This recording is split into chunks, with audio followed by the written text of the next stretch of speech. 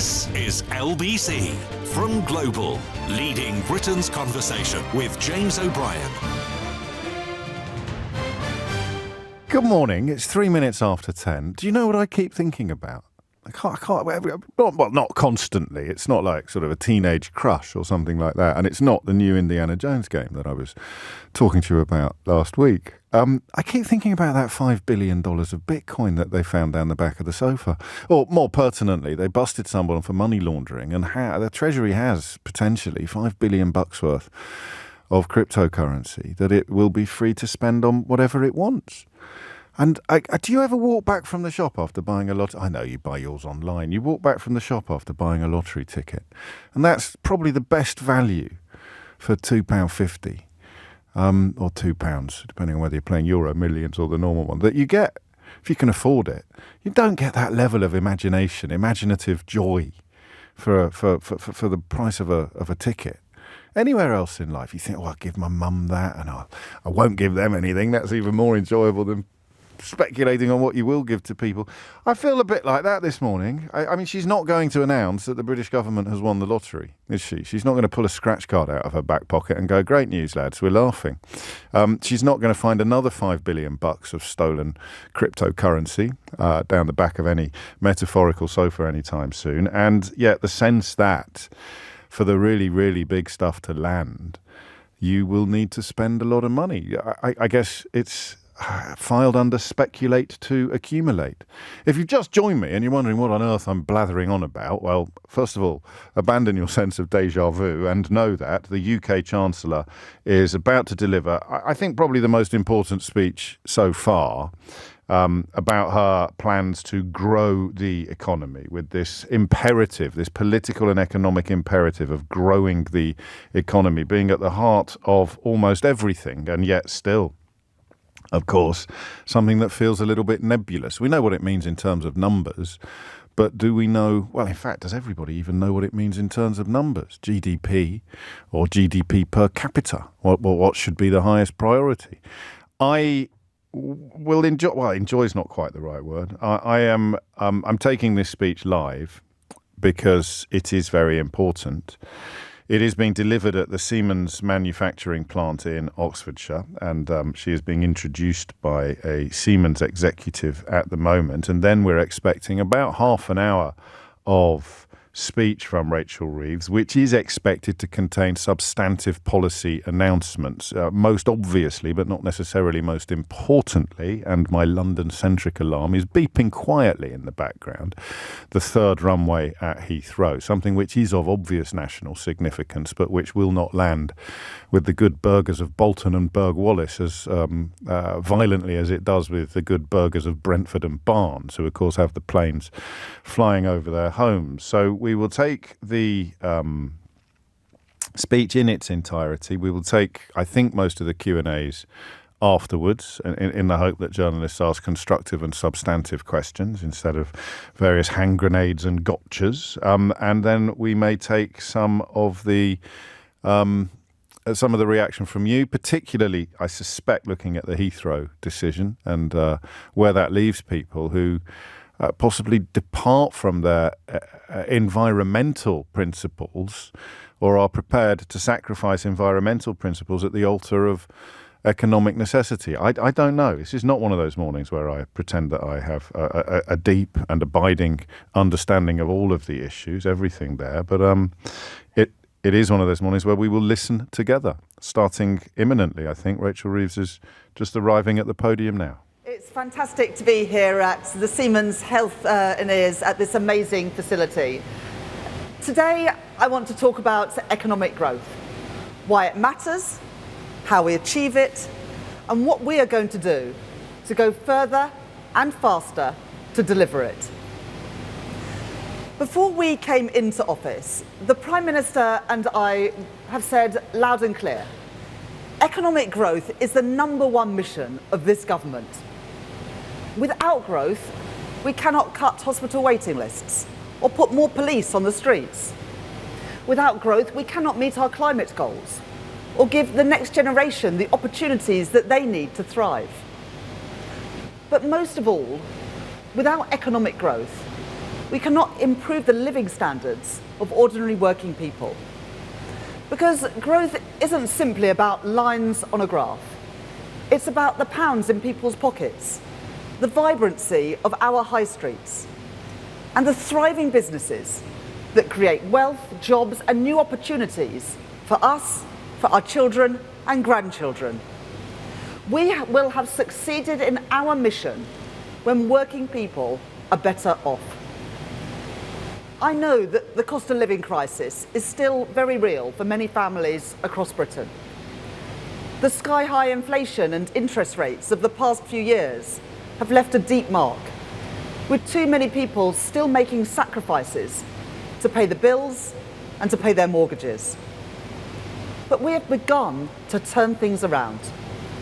Everything I see as I travel around the country gives me more belief in Britain and more optimism about our future. Because we as a country have huge potential. A country of strong communities, with small and local businesses at their heart. We are at the forefront of some of the most exciting developments in the world, like artificial intelligence and life sciences, with great companies like DeepMind, AstraZeneca, Rolls-Royce, and of course Siemens, delivering jobs and investment across Britain.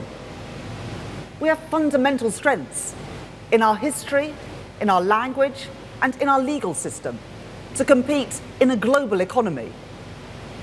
But for too long, that potential has been held back.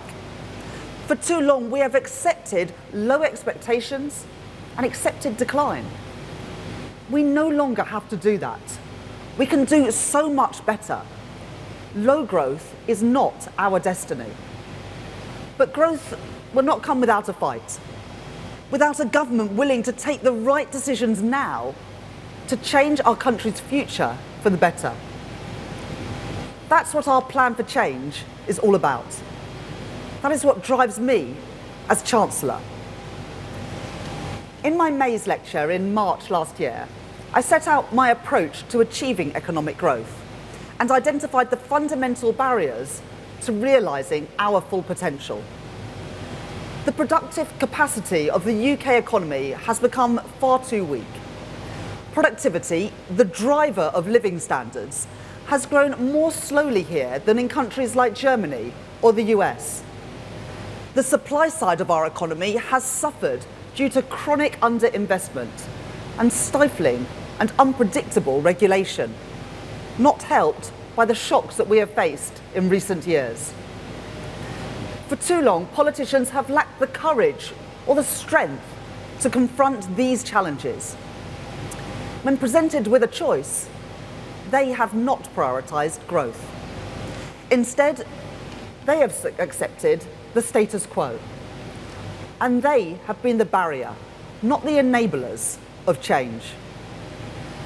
At the election, people voted for a whole new approach. And that is what I am determined to deliver. The strategy that I have consistently set out is to grow the supply side of our economy, recognising that first and foremost, it is businesses, investors and entrepreneurs who drive economic growth. A government that systematically removes barriers that they face, one by one, and has their back is the solution to our challenges. This strategy has three elements. First, stability. Stability in our politics, our public finances, and our economy. The basic condition for secure economic growth. Second, reform. Reform which makes it easier for businesses to trade, to raise finance, and to build. And third, investment, the lifeblood of economic growth. Let me explain each of those in turn. Stability. The first line of our manifesto was a promise to bring stability back to our public finances. It is the rock upon which everything else is built. And it is an essential foundation in our plan for change. Because economic stability is the precondition for economic growth. That's why the first piece of legislation that we passed as a government was the Budget Responsibility Act. so that never again can we see our independent forecasters sidelined. And never again will we see a repeat of the Liz Truss mini-budget, which sent borrowing costs and mortgage rates spiralling for families and for businesses. At my first budget in October, it was my duty as Chancellor to fix the foundations of our economy and repair the public finances that we inherited, to restore stability and create the conditions for growth and investment. I set out new fiscal rules, which are non-negotiable and will always be met. We began to rebuild our NHS and our schools, the start of a programme of public service reform. I capped the rate of corporation tax, and I extended our generous capital allowances for the duration of this Parliament, as the CBI and the BCC have called for. And I protected working people after a cost of living crisis by freezing fuel duty with no increases in their national insurance, income tax or VAT. But taking the right decisions and the responsible decisions does not always mean taking the easy decisions. The increase in employers' national insurance contributions has consequences on business and beyond. I said that up front in my budget speech. I accept that there are costs to responsibility. But the costs of irresponsibility would have been far higher. Those who oppose my budget know that too. That is why, since October, I've seen no alternative put forward by the opposition parties. No alternative to deal with the challenges that we face. No alternative to restoring economic stability. And therefore, no plan for driving economic growth. Alongside stability, we need to drive forward the reform which makes investment more likely by removing the constraints on the supply side of our economy, making it easier for businesses to trade, to raise finance, and to build. Let me first address our approach to trade. We stand at a moment of global change. In that context, we should be guided by one clear principle above all: to act in the national interest, for our economy, for our businesses, and for the British people. That means building on our special relationship with the United States under President Trump. The Prime Minister discussed the vital importance of growth with the President last weekend, and I look forward to working with the new Treasury Secretary, Scott Bessent, to deepen our economic relationship in the months and years ahead. Acting in our national interest also means resetting our relationship with the EU, our nearest and our largest trading partner, to drive growth and support business. We are pragmatic about the challenges that we have inherited from the last government's failed Brexit deal, but we are also ambitious in our goals. Unlike the Conservative Party, whose policy was not to engage with the European Union at all, we will prioritise proposals that are consistent with our manifesto commitments and which contribute to British growth and British prosperity, because that is what the national interest demands. Our approach to trade also means building stronger relationships with fast-growing economies all around the world. That is why I led a delegation to China for the first economic and financial dialogue since 2019, alongside world-leading financial services businesses, including HSBC, Standard Chartered and Schroders, unlocking £600 million of tangible benefits for the UK economy. And I am pleased to confirm that the Business and Trade Secretary will shortly visit India to restart talks on the free trade agreement and bilateral investment treaty that the last government failed to deliver. Our businesses can only realise these opportunities if they can recruit the skilled staff that they need. So we are reforming our employment system to create a national jobs and careers service. We have created Skills England to meet the skills of the next decade in sectors like construction and engineering. And we will deliver fundamental reform of our welfare system. That includes looking at areas that have been ducked for too long, like the rising cost of health and disability benefits. And the Secretary of State for Work and Pensions will set out our plans to address this ahead of the spring statement. Next, the immigration white paper. That will bring forward concrete proposals to bring the overall levels of net migration down. But we know that the UK is in an international competition for talent in vital growth sectors. That is why last week I set out plans for attracting global talent to Britain. We will look at the visa routes for very highly skilled people, so the best people in the world choose the UK to live, work and create wealth, bringing jobs and investment to Britain. To help businesses access the finance and support they need to grow, we have delivered significant reforms to provide greater flexibility for firms and founders to raise finance on UK capital markets by rewriting our listing rules. In my Mansion House speech, I announced a series of reforms to our pension system, including the creation of larger consolidated funds, which have much greater capacity to invest in high-growth British companies at the scale that we need them to. The consultation on these reforms is already complete, and the final report will be published in the spring. Yesterday, we confirmed that we have plans to go further, whilst always protecting the important role that pension funds play in the gilt market. We will introduce new flexibilities for well-funded defined benefit schemes to release surplus funds where it is safe to do so, generating even more investment into some of our fastest growing industries.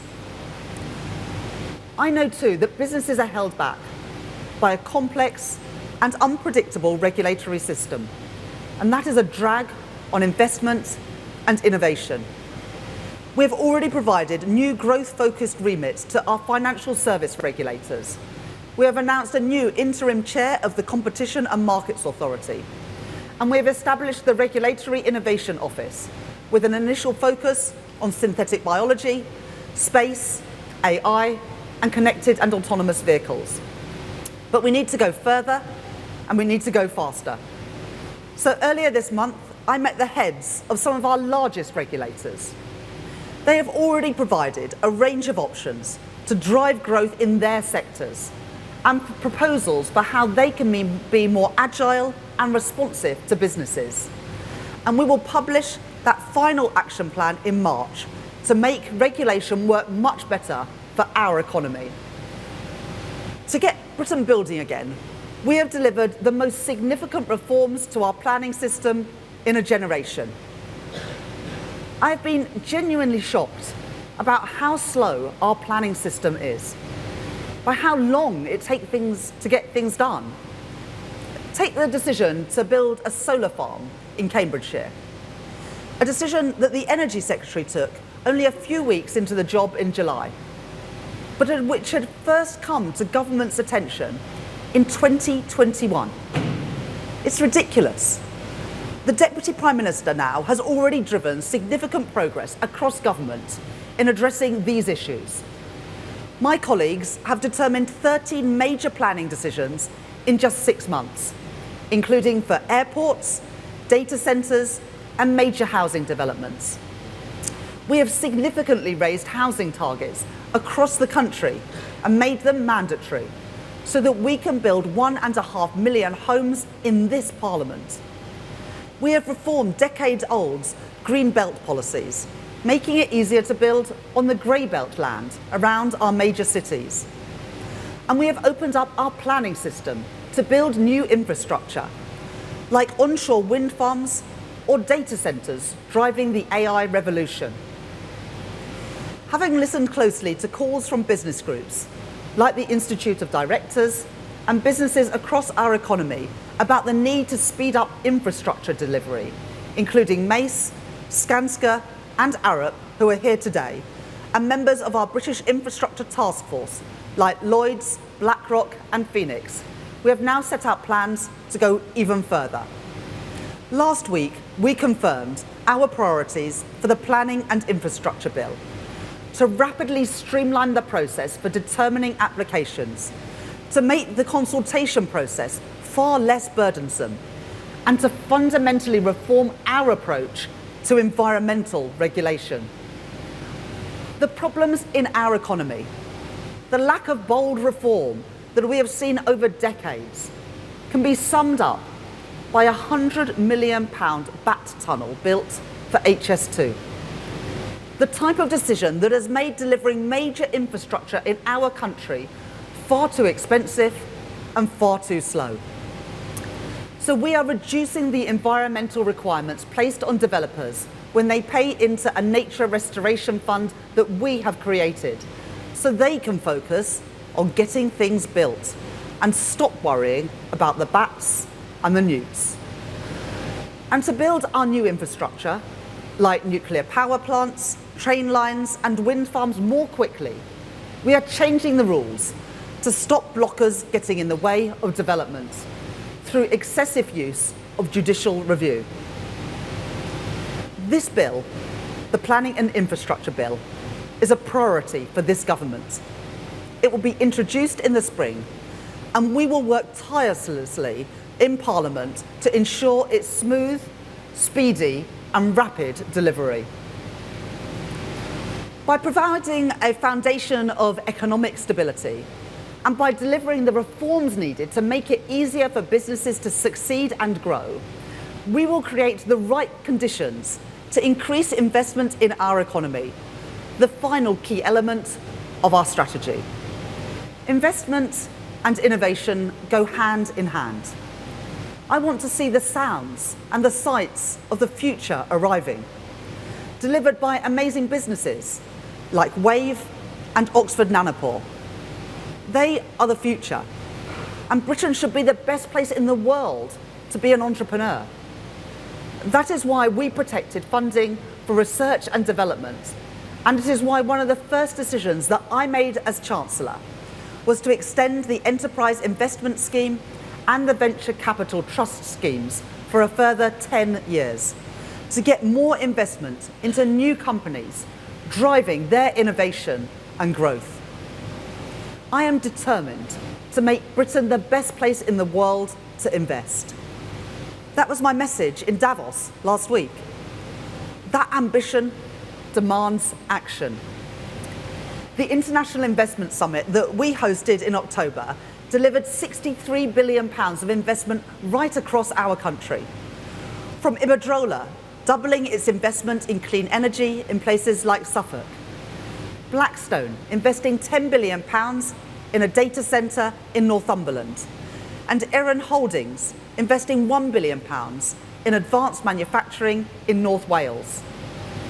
While the lifeblood of growth is business investment, a strategic state has a crucial role to play. That is why we established the National Wealth Fund, to create that partnership between business, private investors and government to invest in the industries of the future, like clean energy. Today I can announce 2 further investments by the National Wealth Fund. First, a £65 million investment for Connected Curb to expand their electric vehicle charging network across the UK. And second, a £28 million equity investment in Cornish Metals, providing the raw materials to be used in solar panels, wind turbines and electric vehicles, supporting growth and jobs in the southwest of England. There is no trade-off between economic growth and net zero. Quite the opposite. Net zero is the industrial opportunity of the 21st century, and Britain must lead the way. That is why we will publish a refreshed carbon budget delivery plan later this year, which alongside the spending review will set out our plans to deliver Carbon Budget 6. Today, I can also announce that we are removing barriers to deliver 16 gigawatts of offshore wind by designating new marine protected areas to enable the development of this technology in areas like East Anglia and Yorkshire, crowding in up to £30 billion of investment in homegrown, clean power. And there's more.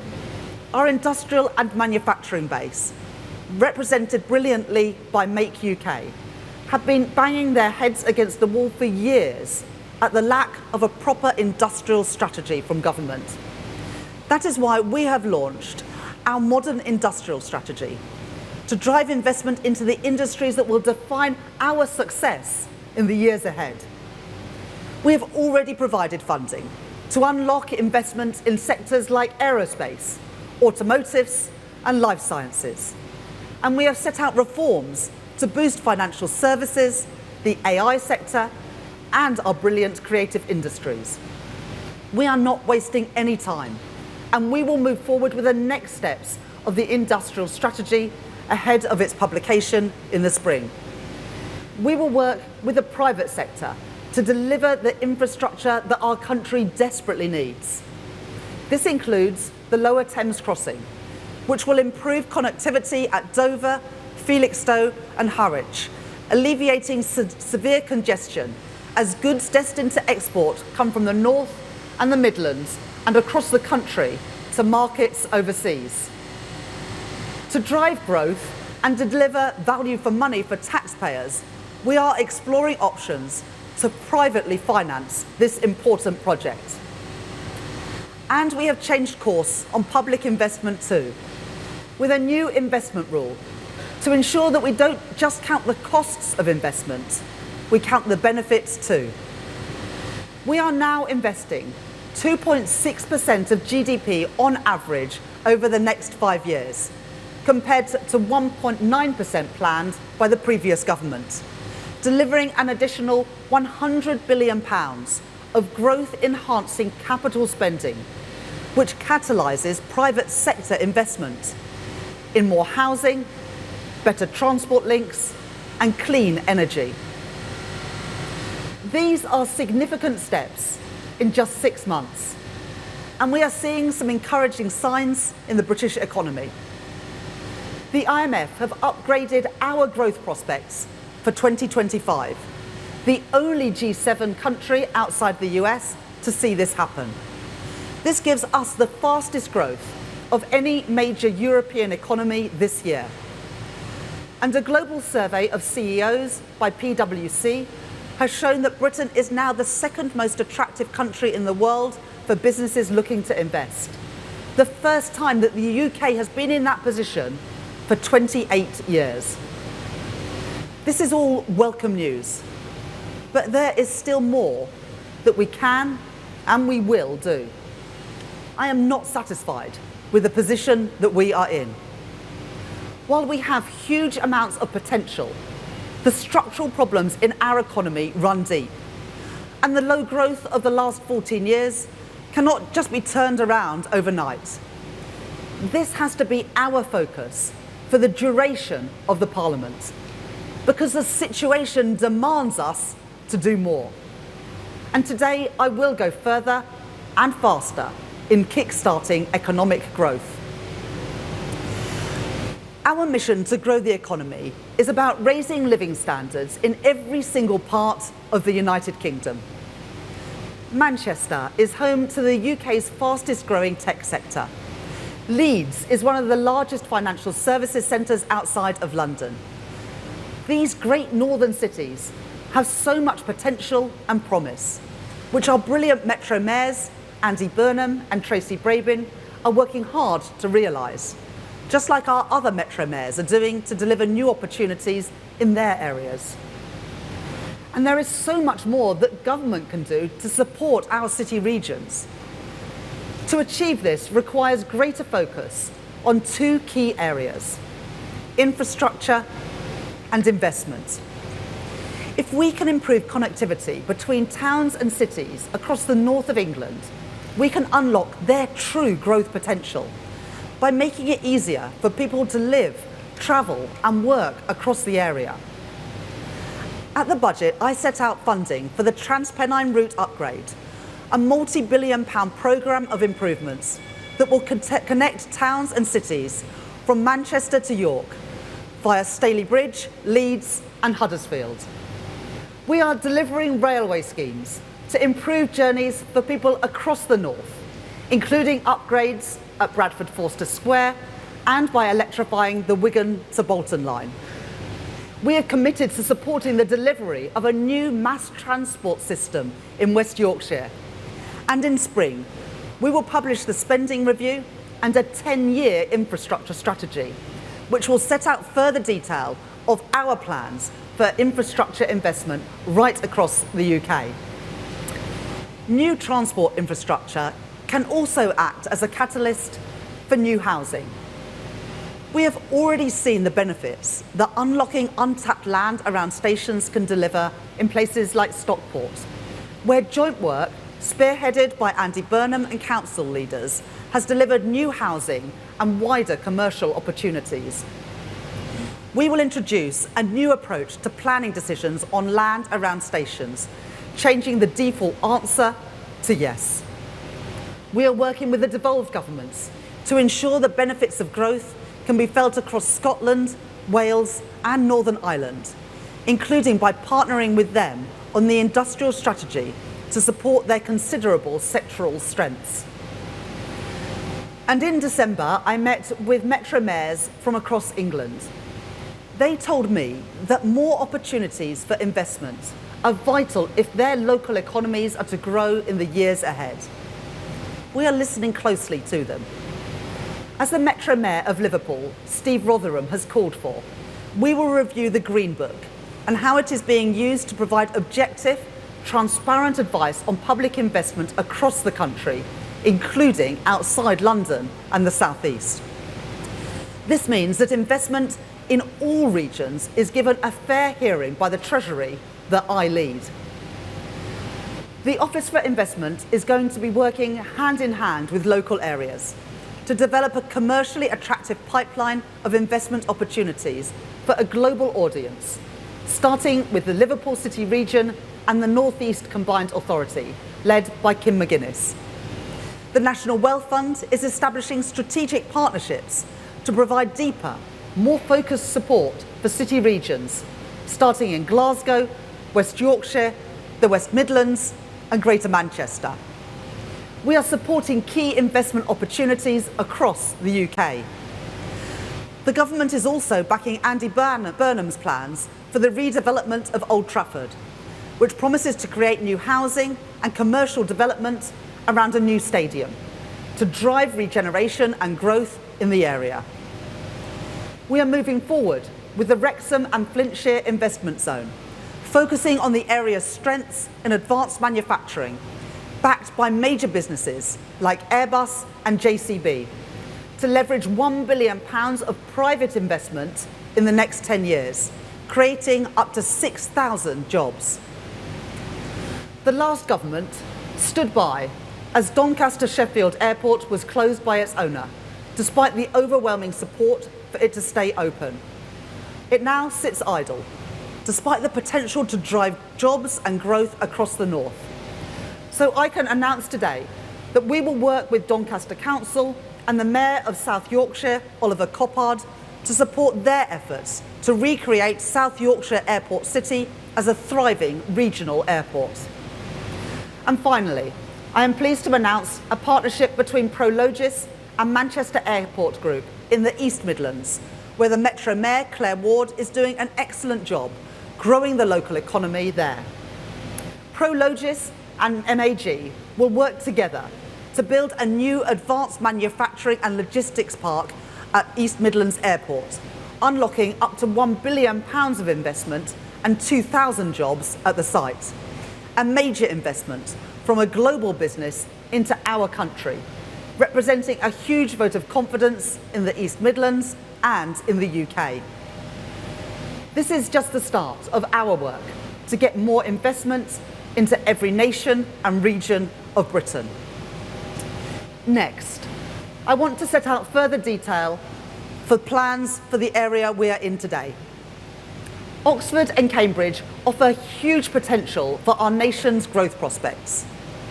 Only 66 miles apart, these cities are home to two of the best universities in the world, and the area is a hub for globally renowned science and technology firms. This area has the potential to be Europe's Silicon Valley. To make that a reality, we need a systematic approach to attract businesses to come here and to grow here. At the moment, it takes 2.5 hours to travel between Oxford and Cambridge by train. There is no way to commute directly by rail from places like Bedford and Milton Keynes to Cambridge. And there is a lack of affordable housing right across the region. In other words, the demand is there, but there are far too many supply-side constraints on economic growth here. We are going to fix that. The Oxcam Arc was initially launched in 2003, over 20 years ago. But the project was then dropped by the previous government in 2021. We are not prepared to miss out on the opportunities any longer. So working with the Deputy Prime Minister, who is already driving forward vital work in the region, we are going further and faster to unlock the potential of the Oxford-Cambridge Growth Corridor. First, we are funding the transport links needed to make the Oxford-Cambridge Growth Corridor a success, including East-West Rail, with new services between Oxford and Milton Keynes starting this year, and road upgrades to reduce journey times between Milton Keynes and Cambridge. East-West Rail will also support vibrant new and expanded communities along the route. We have already received proposals for new towns along the new railway, with 18 submissions for sizable new developments. At Tempsford, the nexus of the East Coast Main Line, the A1 and East-West Rail, we will move quicker to deliver a mainline station, meaning journey times to London of under an hour and to Cambridge in under 30 minutes when East-West Rail is operational. Second, we are ensuring that the area has the right infrastructure and public services in place to support the growth corridor as it expands. A new Cambridge Cancer Research Hospital is being prioritised for investment as part of Wave 1 of the new hospital programme. Water infrastructure has also been a major hindrance to development in the region. We have now agreed water resources management plans, unlocking £7.9 billion of investment in the next 5 years, including plans for the new Fens Reservoir serving Cambridge and the South East Strategic Reservoir near Oxford. And I can confirm today that the Environment Agency have now lifted their objections to new development in Cambridge following this government's intervention to address water scarcity, which means 4,500 additional homes, new schools, new office, retail and laboratory space can be built. Third, I am delighted that Cambridge University have come forward with plans for a new flagship innovation hub at the centre of Cambridge to attract global investment and foster a community that catalyses innovation, as other cities around the world like Boston and Paris have done. Just yesterday, Moderna completed the build for their new vaccine production and R&D site in Harwell, right here in Oxfordshire, alongside a commitment to invest a further £1 billion in the UK. And we are creating a new AI growth zone in Culham to speed up planning approvals for the rapid build-out of data centres. And finally, to take this project forward at real pace and catalyse private sector investment into the region, I am pleased to announce that the Deputy Prime Minister and I have asked Lord Patrick Vallance to be the champion for the Oxford-Cambridge Growth Corridor. Lord Vallance has extensive experience across the sciences, academia and government. He will work with local leaders and with the Housing and Planning Minister to deliver this exciting project, including with Peter Freeman, who is already doing excellent work in Cambridge, and a new growth commission for Oxford, which will help to accelerate growth in the city and its surrounding area. This is the government's modern industrial strategy in action, with central government, local leaders and businesses working together. The Oxford-Cambridge Growth Corridor could add up to £78 billion to the UK economy by 2035, driving investment, innovation and economic growth. Finally, I come to the decision that perhaps more than any other has been delayed, has been avoided, has been ducked. The question of whether to give Heathrow, our only hub airport, a third runway has run on for decades. The last full-length runway in Britain was built in the 1940s. No progress in 80 years. Why is this so damaging? It's because Heathrow is at the heart of the UK's openness as a country. It connects us to emerging markets all over the world, opening up new opportunities for growth. Around 3/4 of all long-haul flights in the UK go from Heathrow. Over 60% of UK air freight comes through Heathrow. And about 15 million business travellers used Heathrow in 2023. But for decades, its growth has been constrained. Successive studies have shown that this really matters for our economy. According to the most recent study from Frontier Economics, a third runway could increase potential GDP by 0.43% by 2050. Over half, 60% of that boost, would go to areas outside of London and the South East, increasing trade opportunities for products like Scotch whisky and Scottish salmon, already two of the biggest British exports out of Heathrow. And a third runway could create over 100,000 jobs.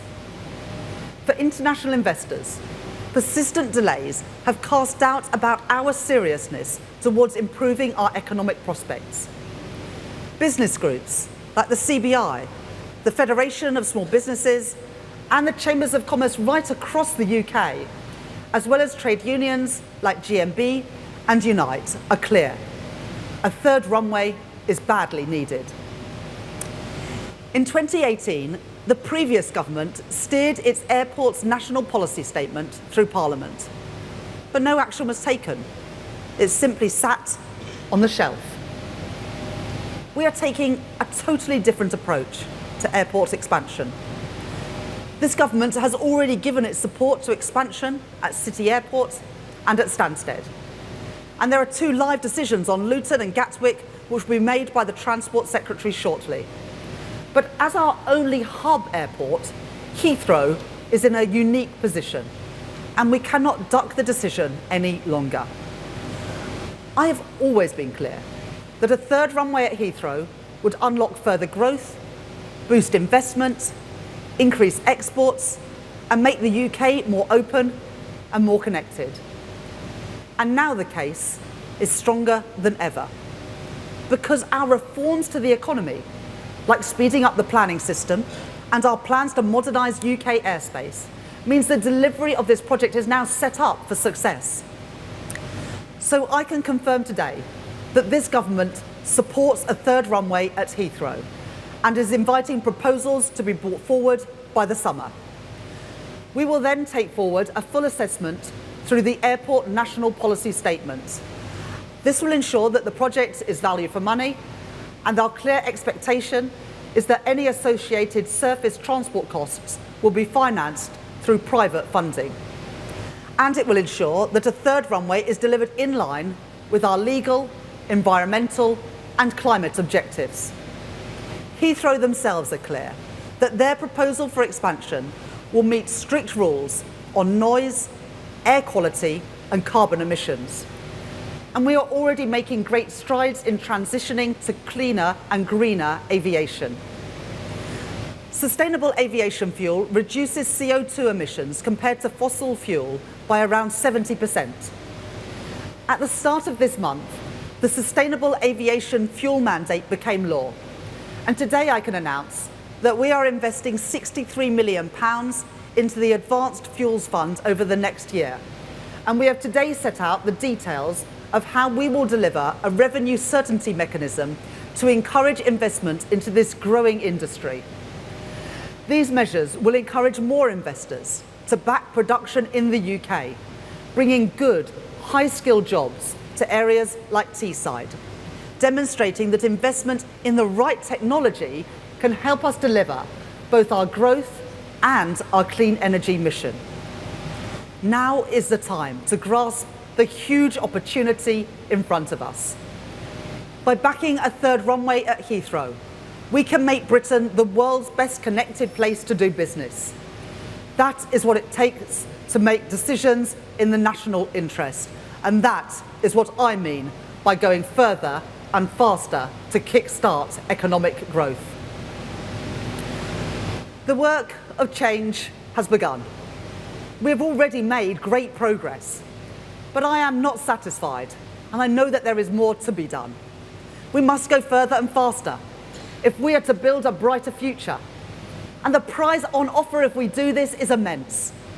The next generation with more opportunities than the last. An engineer in Teesside, working in some of the most exciting industries of the future, from carbon capture to sustainable aviation fuel. A scientist in Milton Keynes or Bedford commuting to Oxford or Cambridge, working in our life sciences industry to solve some of the most important medical challenges in the world. A small business owner in Scotland knowing that they can expand and export to new markets right across the world. Wealth created and wealth shared in every part of Britain. This is a government on the side of working people, taking the right decisions to secure their future, to secure our future, stepping up to the challenges that we face, ending the era of low expectations, putting Britain on a different path, delivering for the British people, and I am determined, this government is determined to do just that. Thank you. Rachel Rees, Chancellor of the Exchequer, delivering a lengthy speech there, but fairly substantive. We'll pick over the bones shortly, but there are 11 scheduled questions from His Majesty's press and media, which I think we'll also listen to. Questions. I'll start with Chris Mason from the BBC. Thank you, Chancellor. Chris Mason, BBC News. The scars in our economy run deep. We've had the pandemic, we've had conflict, we've had the financial crisis, as I say, and also the colossal shift of economic heft towards China and the East. What do you say to those who might say, is this anywhere near enough? When will we see cranes in the sky? And what happens if it doesn't work? Thank you. Well, we need to go further and faster, and the speech and the announcements that I've set out today, whether it is the regional investment in places like Manchester or Leeds or Teesside, whether it is the Oxcam Arc growth corridor, which could be Europe's Silicon Valley, or indeed making Britain better connected with the third runway at Heathrow, shows that this is a government with ambition that is getting on and delivering. But one of the reasons why we need to expand Heathrow is that there are emerging markets and new cities around the world that we aren't connected to, because there aren't the slots at Heathrow or indeed any other airport to fly to. And similarly, the opportunities to export around the world only grow when other countries around the world grow their economies, and yet we don't have the opportunities to export there because we are constrained, our supply side capacity is constrained because there hasn't been enough investment in our ports and our airports for too long. So we are turning that around.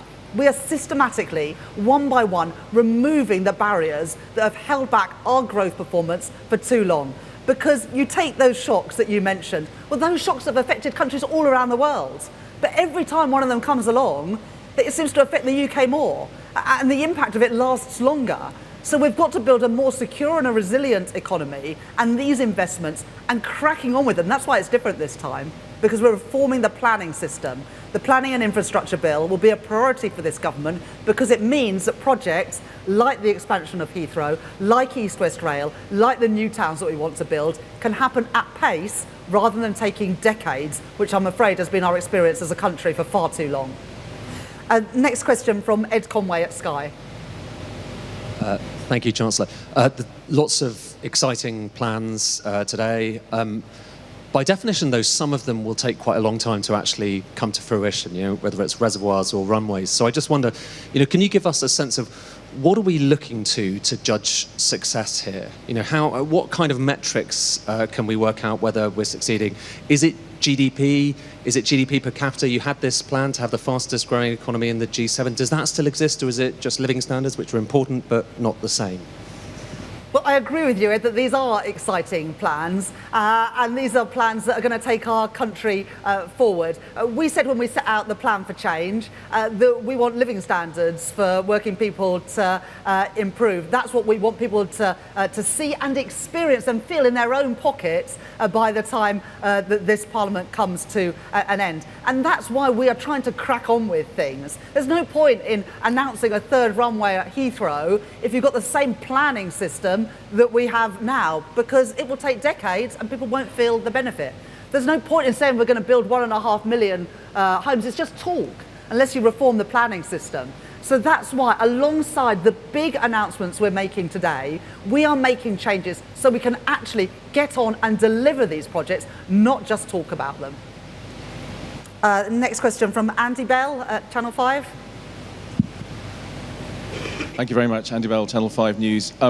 Chancellor, as you know, there are a lot of people in business who say the biggest barrier to growth are the taxes that you put on business at the budget. So can you offer the possibility of any tweaks to what you levied in terms of taxes on business back in your budget? And can you rule out any further taxation on business in this Parliament? Well, I explained in my speech today why I had to make the decisions that I made. And, from the Conservatives, they want the extra money for public services, but they oppose any of the tax increases to fund it. They say they want the extra infrastructure, but they don't support the changes to the planning system to get things built. So I hear criticism of what we're doing, haven't heard any serious alternative. And when I became Chancellor, the first thing that I had to do was restore stability to our public finances. We know what happens when governments lose control of the public finances.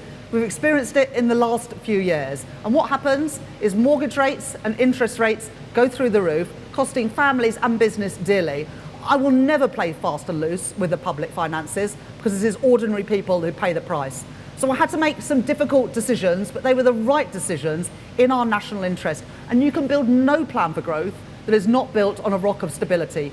We've returned stability to the economy, and that is why we can now grow it with confidence. But just listen to what businesses have said about our plans today. The CBI says that they are smart. There's other business people in this room who are backing the plans that we are setting out today. They can see that this is a government that is getting on with things, that is removing the barriers that have held back infrastructure investment and investment by businesses for far too long, and we are changing that. I'm not going to write 5 years' worth of budgets in the first 6 months of office, but that was a once-in-a-generation budget to fix the inheritance and to draw a line under the economic and fiscal mismanagement of the Conservatives. Next question from Chris Hope at GB News. Chris Hope, GB News, Chancellor. But will you commit now to cutting net migration, even if it damages economic growth, that trade-off there? And just quickly, millions are sending in their tax returns this week to HMRC. You're in charge of it. Will you publish your tax return? So we will reduce net migration, but taking back control means having more of a say of who comes into this country. And that's why I announced in Davos last week that we're looking at visa routes for some of the most highly skilled and talented people, because I want them to see what I see in Britain, which is the best place in the world to start and grow a business. So we want to attract that talent. But absolutely, we've made that commitment to bring net migration down. Well, thank you for the reminder to everybody to get their tax returns. We will use that money wisely to invest in infrastructure and grow our economy. Chancellors and Prime Ministers haven't published their tax returns in the past, and I don't have any plans to do so. The next question is from Harriet Lyne at the Daily Mail. Thanks, Chancellor. Harriet Lyne, Daily Mail. Your own government thinks that the workers' rights package will cost the economy £5 billion. If you're serious about growth, why don't you just junk that?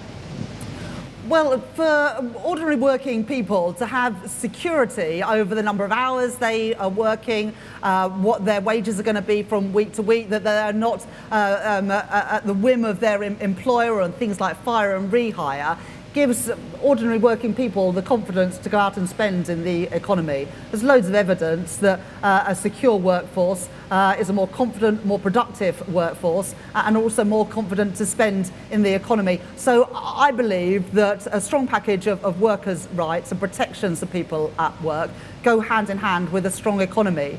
But throughout the whole process of the Employment Rights Bill, Angela Rayner and Johnny Reynolds have worked closely with business to understand their concerns on things like the importance of having probation periods, for example, and the flexibility to take on workers during busy times, whether that's the holiday or Christmas. And the bill that we take through Parliament will reflect those concerns so that we get the balance right, supporting working people and supporting businesses.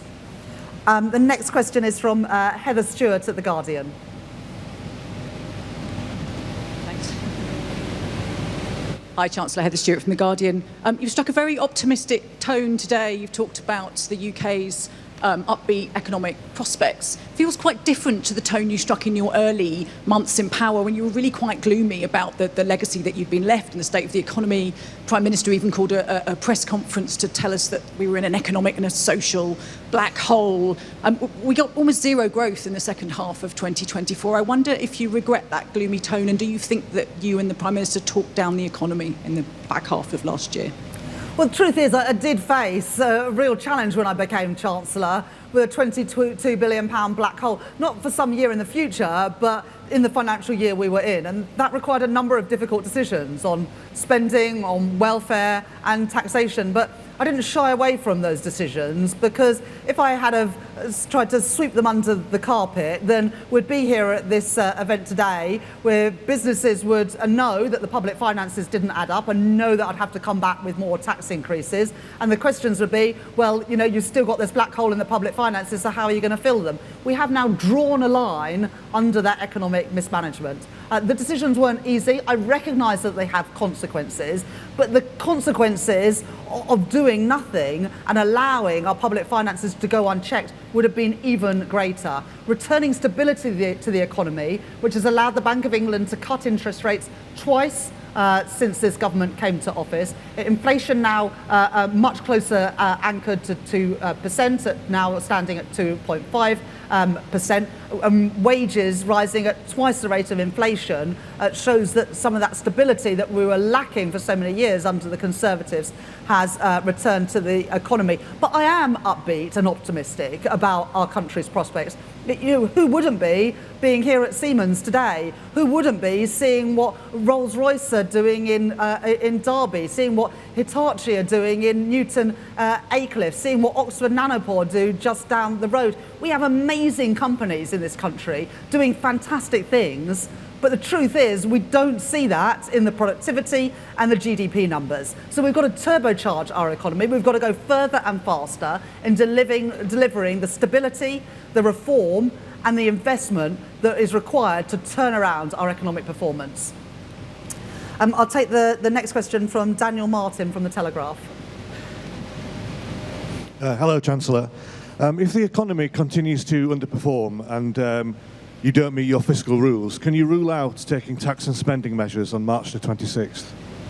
You need to have a bit of Ed Conway's optimism about our exciting plans.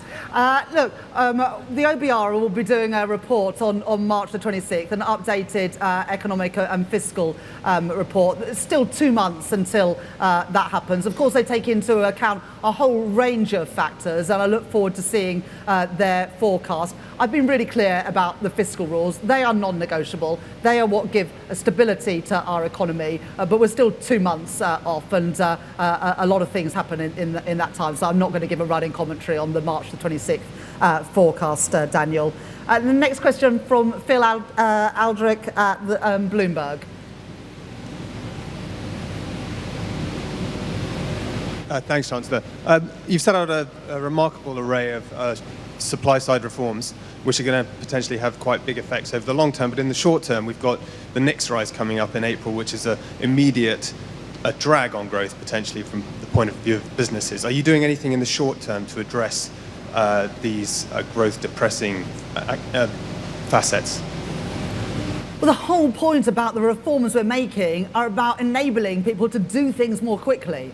So the regulatory reforms that we're making to put growth in the remit of our regulators, the planning reforms to make it easier to build things. And I've said to Heathrow, I want them to come forward with plans by the summer, and we want to have a development consent order come forward by the end of this Parliament, and we hope to be able to grant it in this Parliament. So we're not waiting for years into the future. We want to do things now to turn around the performance. And we want to give businesses and investors confidence that this is a country to start doing things, to start making things in again, because we are reforming how our economy works to make it easier for them to build the energy infrastructure, the transport infrastructure, the housing infrastructure, and the data centres that we need. And a combination of our regulatory reforms and our planning reforms mean that we don't have to wait for decades into the future. We can crack on and do those things now. I've got a bit of extra time, so I'll take a few more questions. Lady there on the side. Hi, thanks, Chancellor. Jessica Frank-Hughes from City AM. We've heard from regulators who are concerned about this deregulatory drive and say the optics are bad for international investment. Do you think regulators are on board with your plans? And do you think intervening in independent regulation is good for Britain? Well, it's up to the government to set the framework, but I think that businesses probably know what is best for international investment and into the UK. And what businesses, big and small, say to me all the time that a combination of the huge array of regulations, the number of consultees that they have to consult, the judicial review process, but also the conflicting regulations and rules that you have from different regulators over the same entity or the same investment just creates confusion, and there's a lack of predictability in our regulators, which is bad for business and bad for our economy. So I won't apologise for wanting to reform how regulation works in Britain. If we're going to grow the economy, we need to reform the regulators too. They need to be part of this growth mission. I've been really pleased by many of the replies that we've had from the regulators, and I look forward to working with them to ensure that, yes, we have independent regulation, but that those independent regulators also focus on growth, because it's the number one mission of this government, and we've got a mandate to deliver it. Take a question from the lady there. Thank you, Chancellor. Sophie Huskerson from The Mirror. The inquiry into the Grenfell Tower fire found deregulation contributed to the 2017 tragedy. Are you worried that safety could be put at risk if you rip up planning rules and reduce regulation? Thank you. Well, the Prime Minister and the Deputy Prime Minister have both been to Grenfell and have made commitments to the families there to learn the lessons from what happened. So, of course, we've got to get the balance right on regulation, but we've made commitments to the families that have suffered because of what happened at Grenfell, and we will not renege on those commitments. I'll just take one last question from the lady behind you. Hi, Natasha Clark from LBC. Thanks so much, Chancellor. Just in the last week, we've had quite a lot of businesses warn about job losses. 10,000 retail jobs at threat. Sainsbury's cutting 3,000 jobs. You're going for growth, but we are seeing quite a lot of businesses that are really, really worried about their future. Is this an encouraging sign for the British economy, or are you gaslighting British businesses? Thank you. Well, businesses will always make decisions about the number of staff they need to meet demand. But look at the things that we've set out today. A third runway at Heathrow could create 100,000 jobs. The Prologis investment at East Midlands Airport could create 2,000 jobs. The investment in the Wrexham and Flintshire investment zone could create 6,000 jobs. So these are investments that are good for jobs, are good for wealth creation, investment in the UK, and good ultimately for living standards, because in the end, the reason why we are doing all of these things is to make working people better off and to put more money in their pockets. Thank you very much.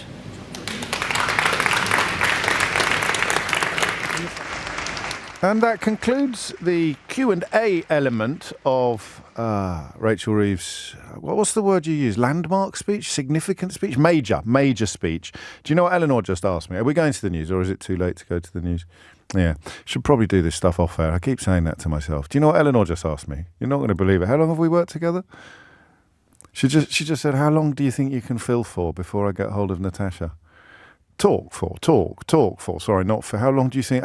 Have you ever listened to this show? I could take us up to. Sheila's back today as well, I think. It's like Sheila's back at 1 o'clock. I could comfortably take us all the way to Sheila. I with barely pausing for breath. The days of me worrying about dead air are long behind us. You show me a space, I'll fill it. Sorry, I'll talk until it's full. I like the loyalty. I like the brand loyalty. Quite a few people excited to hear Natasha squeeze in at the end there. But I was fairly unimpressed that Rachel Reeves didn't appear to recognise her. So I just mean that as a poor element of Rachel Reeves' performance, given the size of LBC's audience and its importance to political discourse. But that is, yes, and Neil and Skipton asked, do you all do a little cheer in the studio when one of your reporters gets to ask a question? That they do. I'm 53, mate. But the rest of them do. They all start jumping up and down and doing little jigs. It's pathetic, frankly, but I indulge them. I'm like a parent, really, now in this space. We will imminently catch up with Natasha, and then I'll ask you some questions. And I'm not entirely sure what they'll be, but I thought Ed Conway touched on something. Was it Ed Conway who asked about what measures you would use?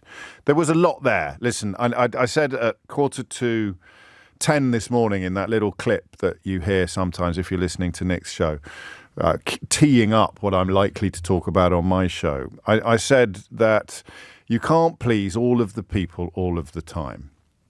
But can Rachel Reeves please any of the people any of the time?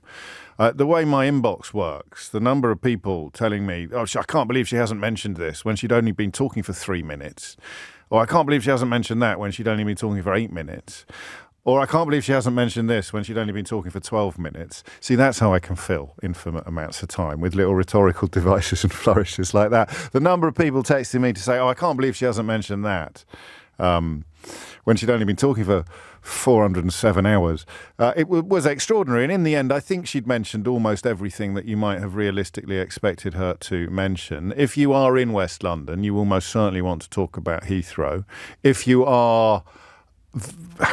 See, this is a funny one because I don't want to say very environmental, but if you're very cross about the apparent sacrifice of environmental concerns upon the altar of economic growth, then you will only want to talk about Heathrow. But I don't know that is actually the key element of this speech. In fact, I know that it isn't.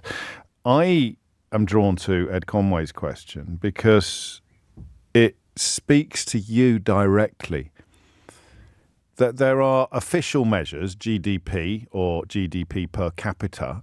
As I mentioned in my introduction, it's hard to pin down precisely what scale you use to measure success in these sort of spaces.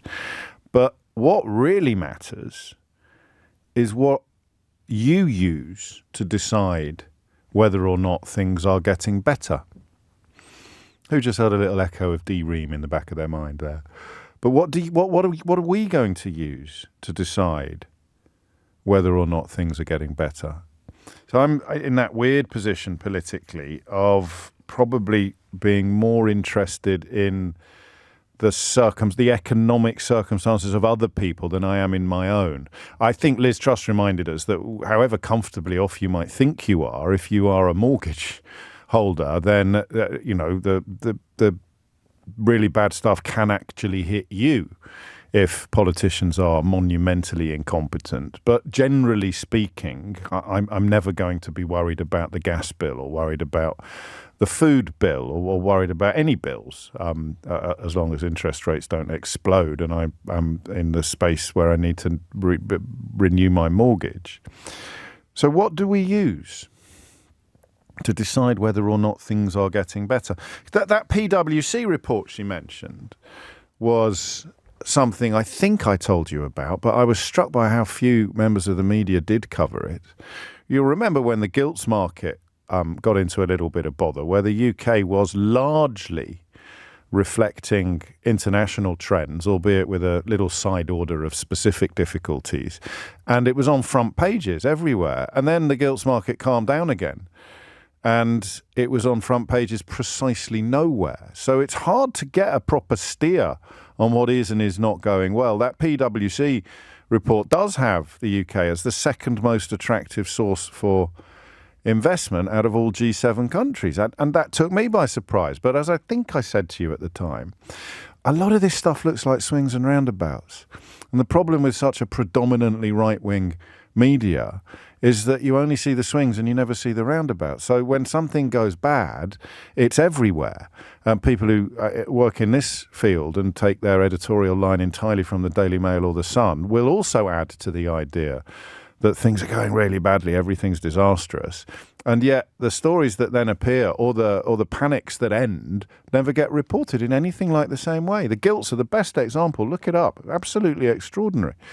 And similarly, with growth forecasts and investment plans, there is good news out there, but it swings and roundabouts. As in, for every story you find that's good, you can find a story that's bad. The problem is that we live in a country where the bad stories are amplified under a Labour government to a degree that is close to unbelievable. Shall I have a look at some text just to get a fairly clear steer on what you're saying? Kennedy raises a very valid point. I wanted to listen to you, James, not the news. I can watch the BBC or Sky if I wanted to listen to the entire speech. And I quite like this as well, saying, is this like at school for James when Robert asked, is this the equivalent for James of when they rolled out a TV in school? To which the answer is pretty much yes. I don't know about this one. Enjoying this new LBC mid-morning presenter. She could well have a future. We have had worse.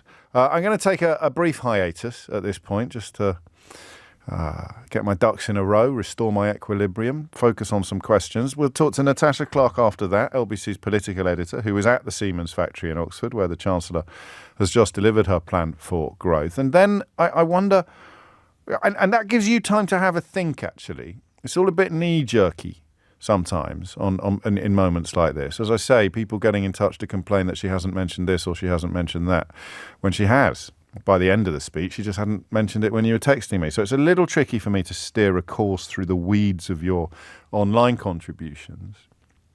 It gives you a moment to think on this. For you, right? I pointed at Keith then. He looked a bit scared. For you personally, or you, what would success look like in this space? Because these words are quite nebulous in a way. Growth, the economy's gone up but my income's gone down, or the economy's gone up but so has the cost of living. What's grown? What does success look like for you? You can ring in on that now, but give it a moment's thought first. What are you actually looking for? 0345 6060 973. And if you want to get really political about it, I mean, what would it take for a vote to swing? What would it take for a vote to swing? Starmer's approval ratings are perilously low at the moment. I don't know what Reeves's are, but the party still just sneaks ahead of the curious combination of various flavours of right-wing fantasy flim-flammery. They're still just ahead, but they've hemorrhaged support since the election. What would be the clincher for you? What would steer you back to the party that you voted for last year but have rather become disillusioned with subsequently? That was a good speech, by the way. You listen to the people, listen to the bloke from Sky News, the bloke from Bloomberg, talking about it having a lot in it. There's still a lot of questions remaining, and they don't get answered today. They get answered in the months and years to come. But what I don't know is what you want to see happen. Like, that might not work as a question. I think it works as a question, but it's not one I can immediately answer. I'd like to see the poorest get better off. I don't think that's actually going to happen. But you'd need to explain to me why you're pessimistic about that. Okay? Heathrow is going to happen, so we'll probably talk about that a little bit as well. But in the first instance, how do we measure success? 0345 6060 973. Claire in Rugby says, and this is a brilliant answer, Claire. You go straight to the top of the class. I hadn't even thought of this. Food banks closing. I mean, does that deliver votes, though? I don't know. But that's a brilliant answer. It's actually restored my faith in the quality of my question, Claire. That's how good an answer it is. Food banks closing. So something simple that you can see. Something clear. 0345 6060 973 is the number you need. It's 11:17. James O'Brien on LBC. It is 11:38. You're listening to James O'Brien on LBC. I suppose I could also add to the list, what did you like and what did you not like? Do I not like that? What did you not like in the speech that you heard? Presuming that you heard it. If you didn't hear it, you can't really join in a conversation about what you just heard. But we did take the whole thing and the blooming questions, all of them.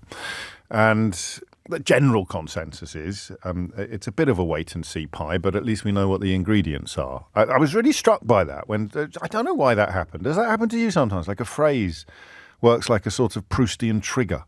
And she said sunlit uplands, and I suddenly remembered that the years and years of absolute lies that people like Boris Johnson and Nigel Farage and David Davis and Jacob Rees-Mogg and the rest of them were pouring down our throats for it seemed forever. And then, of course, when they got power, it just got worse. All the promises of this and the promises of that, and none of it was either delivered or deliverable. Because politics is dull. Good politics is dull. Healthy politics is dull. Safe politics is dull. Peacetime politics is dull. All of these things, none of these things, of course, applying to the fellow on the other side of the Atlantic. So what you've got is a wait-and-see pie with a Chancellor who's provided the recipe and told you what the ingredients are. You might not like some of those ingredients. If I were to predict what would make the top of the list, it would be Heathrow runway. But there'll be plenty of people who may be pointing to that as a particularly tasty morsel in wait-and-see pie, because you cannot complain about a stagnant economy and also complain about plans to build things. You can't really complain about a stagnant economy and also demand lower immigration, but that's possibly a conversation for another day. Conversation for today, won't somebody think of the newts? Janice is in Canterbury. Janice, what would you like to say? What would success look like for you? Well, a success for me would be to have a more sustainable economy that could pay the bills, keep the NHS going, improve public services. And I can't see any other way to do it, because at this point, asking people to increase their tax input is just not going to work. Because people haven't got the money. Sorry? Because people haven't really got the money. They haven't got the wiggle room for a tax increase. They haven't. I think very rich people have. Don't tell anyone, Janice, but I could afford a couple of points in the pound on income tax. I think we could, but I think on the general taxation that would go down like a lead balloon, yes, especially when trust in public services is so low. So what does that look like? Does that look like waiting lists coming down then? And I'm looking at sort of things we could point to as proof that traffic is moving in the right direction. I think in terms of service improvement, yes. In terms of the overall trajectory of our economy, it's about being able to pay the bills for the services that people, and benefits and pensions that people probably rightfully demand. But if we don't address growth in this country, we've got an ageing population, and I just don't see how we're going to keep our economy sustainable. No, nor do I. I mean, well, we won't. It's impossible. For all the talk of training our own, you will need younger people ready for work in the next 5 to 10 years, starting work in a whole heap of sectors, which was not a massive part of today's speech, but underpins a lot of what you say, Janice, that question of what it's going to look like. I think you point at waiting lists coming down. You can't have any conversation about British politics post-Brexit without immigration looming large. It doesn't loom that large at the moment, but it will again once the newspapers and the usual suspects start turning the volume up again. The figures from the ONS, literally nobody's going to greet those with glee today. The prospect of millions more people arriving here in coming years. The reason I say no one greets it with glee is because people who recognise that reducing immigration is not going to improve the lives of people who are desperate to remove immigration don't greet it with glee either. They greet it with a groan, because it gives ammunition to the people who sort of lean towards a Donald Trump world view. But in the terms of what your daily life looks like, what would feel like improvement? Yeah, I mean, a few more quid in your pocket, lower waiting lists. What else? Richard's in Upminster. Richard, what would you like to say? Oh, hi, James. Yeah, well, from a personal perspective, I think the biggest thing I took from, I did listen to the speech, was simply the energy. Yeah, exactly. The energy of it. Now, it's quite, I mean, I've been involved in politics, but it was the energy of it. My background, by the way, is I'm an ex-global guy with AstraZeneca, which keeps getting mentioned. Oh, yeah. I mean, it used to be called ICI, so it's kind of disappeared. But I also lived and worked in India. I set up something called UK India Business Council, and currently I'm working in something called mutual equity. So what is good for my business. Yeah. I'm a leadership transformation peak experience guy, and that is about getting people to change. And if they can feel empowered and get ownership of something and they feel positive, they tend to think differently and take more action. I know it sounds a bit woo, but not necessarily. No, I mean, I've listened to your work on this, but that is what leaders want. They want to be empowered. They want to empower other people. So, and that's very much the path she was on this morning. I think so, yeah. I do too. I mean, and I think the bedrock of, growth is not a strategy. It's an objective. Yes. It keeps, I did economics 100 years ago, but it's not, most decent companies use something called OKR, right? It's called objectives and key results. It's how they, like Google and the top companies, do things. And I think the bedrock shouldn't be black is my little slogan. That's no offence to BlackRock, but focusing on 0.1% of British companies, like the big guys that they keep hanging out with, isn't the answer. It's the 50% of GDP that comes from the smaller companies, the scale-ups, not the startups, that we need to empower. And one of the things we're, like, on my theme of empowerment and a new type of economics, is mutual equity is not private equity. It's we have. I know. I have to just point out that we're supposed to be discussing the speech that Rachel Reeves delivered, not your life's work.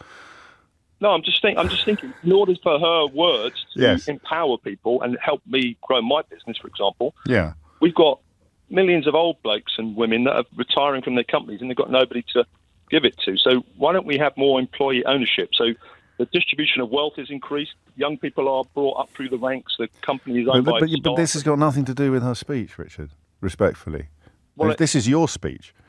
No, I just want her to empower. No, I know you did, but I'm asking what we will look at from what she has announced as evidence of whether or not the plan is working or failing. Well, the plan will work if people have got more money in their pocket if they own some of the assets and the revenues and the profits, right? Okay, so would it be nice to hear that in the speech, the idea of mutual equity, which is the field in which you work, but it wasn't.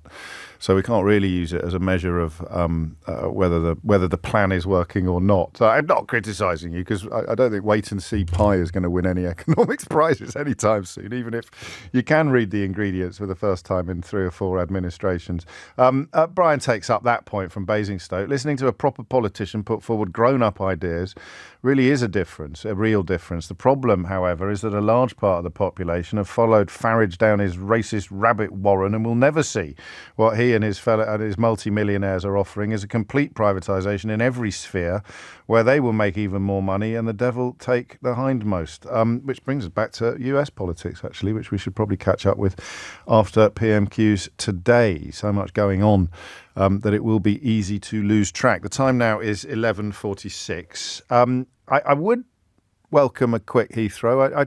I don't know if you were listening yesterday, but we had a fascinating conversation about rickshaws, or pedicabs as you might call them, which broke almost all of my radio phone-in rules and ended with a revelation of genuine beauty, actually. Old Nico, who uses Strava to make beautiful artworks by mapping his own cycle journeys around the capital. I was literally in the middle of berating him for proving why road-based phone-ins are always so boring when he dropped that nugget into the conversation and completely illuminated all of our existences. But I do have similar feelings about Heathrow, and I think I'm wrong. I think Heathrow is huge. It's just that as a presenter on this radio station for the last 20 years, Heathrow phone-ins have descended quite quickly into quite boring exchanges between the people who ring in every time there's a Heathrow phone-in. I know that planes fly over West London because I live there and have done for years. And I also know that there's not really any such thing as sustainable jet fuel. But the question of whether or not we welcome or dismiss or welcome or reject, we can't really reject it because it's happening. Mourn, you welcome or mourn Rachel Reeves' announcement about the third runway is one that feels to me to be important. I'm just not 100% confident that there are any interesting answers to it. So that's your challenge. Greet the announcement from Rachel Reeves that the third runway at Heathrow is going ahead. No cause for celebration because, of course, Boris Johnson will no longer be required to lie down in front of the bulldozers. Greet that announcement with a response that is interesting. 0345 6060 973 is the number that you need. PMQs, of course, on the way, but a couple of Heathrow calls perhaps before that. Otherwise, back to the simple question of how will we know if it's working? Maybe now on a macro level rather than a micro level. On a national, what will you look at to say, there you go, Rachel Reeves' plan is working? It's 11:48. James O'Brien on LBC. Some of the signs will be small. Glyn picks up on what I think we can describe as an elephant in the room, can't we? When someone from the EU buys a record from me again, then I will know that the plan is working, says Glyn from Hyperloop Records. Except, as with Richard, well, no, she did actually talk about making trade with our European partners easier. But that was probably where some detail was rather lacking. So I get another slice of wait-and-see pie there. 11:52 is the time. PMQ's on the way. David is in Kensington. David, what made you pick up the phone? Well, it was you, James, saying well, that's you how it wanted to works, call isn't on it? Yes, Heathrow. quite right too. Talk to me about Heathrow. So I love it. I'm pro it. I think it's really important. Like you, I live under the flight path. It's massive for the economy. If you want an example of where, you know, a major hub airport can be fabulous growth, just look at Dubai. You know, instead, I was Schiphol, there I think, is 30 years ago was nothing. It's amazing today. You know, that's all great. In fact, there's another point that nobody seems to make is that, you know, what people don't like about the Heathrow third runway is the skies are noisy. Yes. But actually, for anybody who lives under the flight path, if we had a third runway, they'd get fewer flights over their head because are they'd we be sure more about? distributed. Because this is stacking. I know this, and I'm sure, like you, that there are local It's not forums. only stacking. Go on. It's not only stacking. It's basically you've got. I don't know if you've ever driven into town at the end of the day, and you just see this incredible queue of planes in the sky. I thought that was stacking. It's not just stacking. It's not just stacking. It's just that flight path is full. Right. Heathrow, 99% full before the pandemic. Yes. It's full. Right now, but when you build, when you hang on, should expand it. No, I understand what you're saying, but I guess the concern is if we park the environmental bit of the conversation briefly, which of course is impossible to do long term, but you build a new runway, capacity increases, and eventually that's full as well, and so the problems that people in Kensington and Barnes and elsewhere, well, Hounslow most obviously have, do not actually improve at all. They will get worse. Well, actually, I think that's too pessimistic because what we're seeing is incredible advances in aeroplanes being quiet. So by the time they're full again, of course they will be. Yes. By the time they're full again, the planes will be so much quieter. You've got to bet the house on that, haven't you? I was watching my son play rugby. Yes. Right underneath the flight path, right under it, Yeah. and over came this massive A380. It's a few years ago. Right. And I look up, and you know, it's like a 500-seat plane. Yes. And I'm thinking to myself, why is that not noisier? It's amazing the advances we're actually getting, and you know, by the time it's full, we'll have all kinds of other stuff. I mean,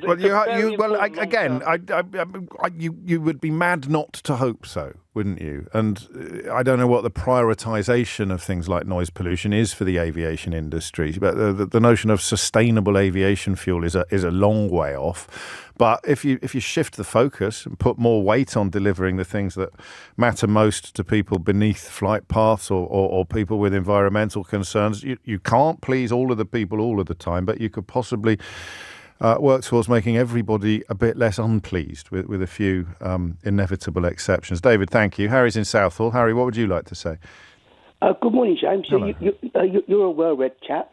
And you are. Are you familiar with the works of E.K. Schumacher, the 1960s economist who wrote "As you grow, so shall you weep," and also who wrote "Small is beautiful"? And basically, I loved his work because he goes completely against this whole sort of notion, this mantra, this obsession of growth. You don't need growth to be happy. You don't need growth to be successful. You don't need growth necessarily at all. I found myself, I'm in business, I've found that whenever I've been on a certain size in terms of employees, the business becomes much less efficient. Actually, the most efficient business is by yourself. And it's the most flexible business. And this whole reliance on the government to put things right for you just makes me sad. Well, hang on. There's two very different things there. You can object, particularly on the grounds that we live on a planet with finite resources. You can reject the concept of infinite growth as being fundamentally doomed, but it doesn't mean that it's not the role of government to look after the population. I'm not disputing that, James. No, but sorry. Have you read E.K. Schumacher's work? I don't think I have. Really? I think I've read Small is Beautiful, but not recently enough to be able to remember much about it, I'm afraid. Yeah, well, I think As You Grow, So Shall You Weep was absolutely brilliant. Absolutely brilliant. It's just a notion of just growth. I mean, look at the problems we now got with fuel and thinking let's buy cheap Russian Again, fuel. I listen, this is my fault. I'm the blooming host of the programme, but you're not really talking to me about anything that Rachel Reeves said in the context of how will we know whether it's working or not. For me? Yeah. Well, yeah. That's a good question, James. Thanks. I thought you phoned in to answer it, but here we are. No. Do you know what I've been thinking about it? I think good. possibly less food banks. Yeah, but we've already had that. Flipping heck, Claire came in with that, and of course some food banks possibly are closing because people are too poor to support them now. So even that measure, what a miserable git I am, honestly. Even that isn't necessarily a wholly reliable measure of things moving in the correct directions, but a healthy and I think happy recommendation of E.F. Schumacher's work. It is time for PMQs almost. Aggie Chambray is here. It will be Starmer versus Kemi Badenoch. Oh, that was a happy moment. I'd forgotten about her there for about 3 seconds because, of course, Rachel Reeves has had the attention this morning. But will we expect the Leader of the Opposition to reference Rachel Reeves' speech at all? She certainly can't claim there's no plan anymore, as she's been doing in recent weeks. I would expect that she will go on the economy today. It's always a trickier day. Yeah, so it's always a trickier day when there's kind of no properly overarching theme. So I think they will go with the economy. Always trickier for Labour, I should say, but they will go with the economy. Also, I had a little look, a sneak peek at CCHQ social media before I came on here, and they've been really, really pushing the fact that they say Labour are hypocrites over Heathrow, been pushing the various cabinet ministers who have been opposed to Heathrow expansion in the past. But the Conservatives were in favour of it.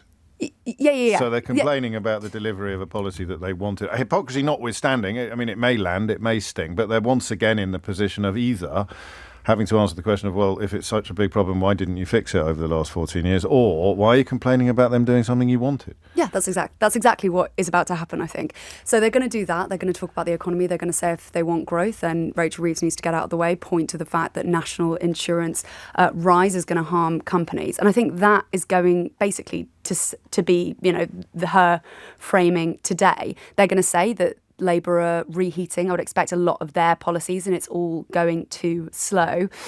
But PMQs is so weird, isn't it? It's become more and more weird after Kemi Badenoch has taken over. Because and that's odd because I thought Sunak's Starmer signalled a slightly more sensible format from what had gone previously, and yet Badenoch's managed to drag it back into the realms of the ridiculous.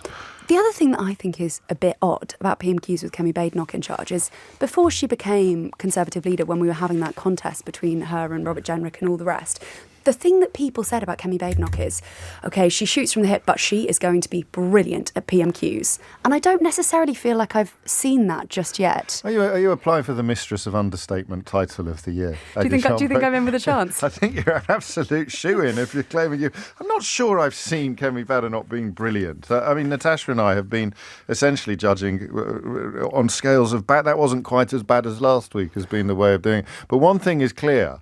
And constant. She still thinks she's brilliant, although there have been a couple of moments recently, not so much at PMQs, but in broadcast studio interviews, where you've seen her begin, perhaps for the first time in a long time, to wonder whether she is actually the Messiah after all.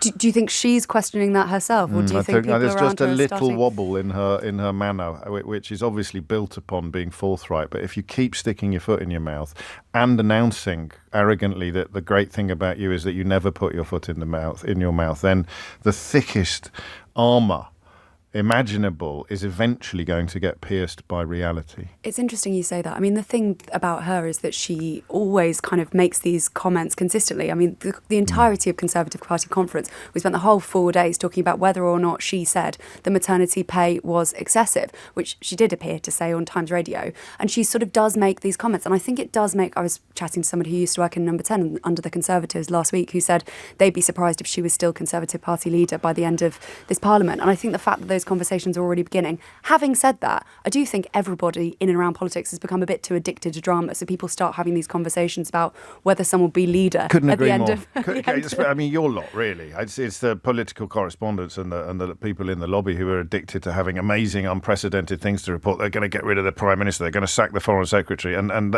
you haven't yet, not you personally, but your cohort haven't yet adjusted to what we're describing loosely as plausible dullness. I think that's probably fair. I don't think it is just journalists. I think there are MPs as well who are... Let's find out what happens today.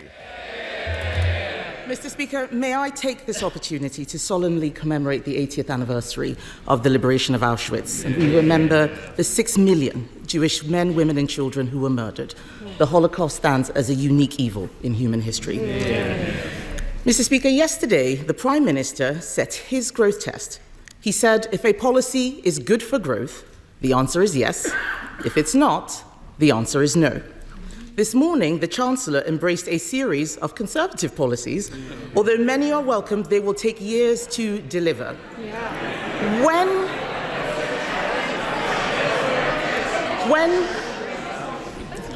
Mr. Speaker, when Conservatives left office, we had the fastest economic growth in the G7.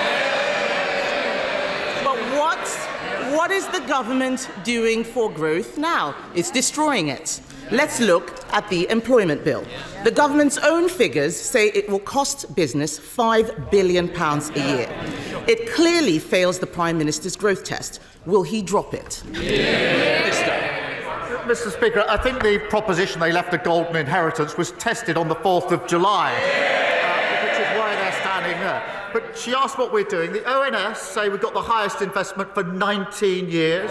PwC, second best place to invest in the world. IMF upgrading growth, predicted fastest growing major economy in Europe. Wages up, inflation down. Mr. Speaker, there's more to do. We're reforming planning and regulation, building the new homes that we need, supporting a third runway at Heathrow. And as she admitted to the CBI in November, there's no point me just complaining about Labour, she said. It's obvious that we Conservatives lost the confidence of business. We're not taking lectures from them. Mr. Speaker, he doesn't want to talk about the employment bill because he doesn't know about it. Last week, he misled the House. He was not on top of his own education bill, listening to Sorry. We can't accuse the Prime Minister of misleading the House. No. But he can't do it. I'm sure there's words that you would prefer to use.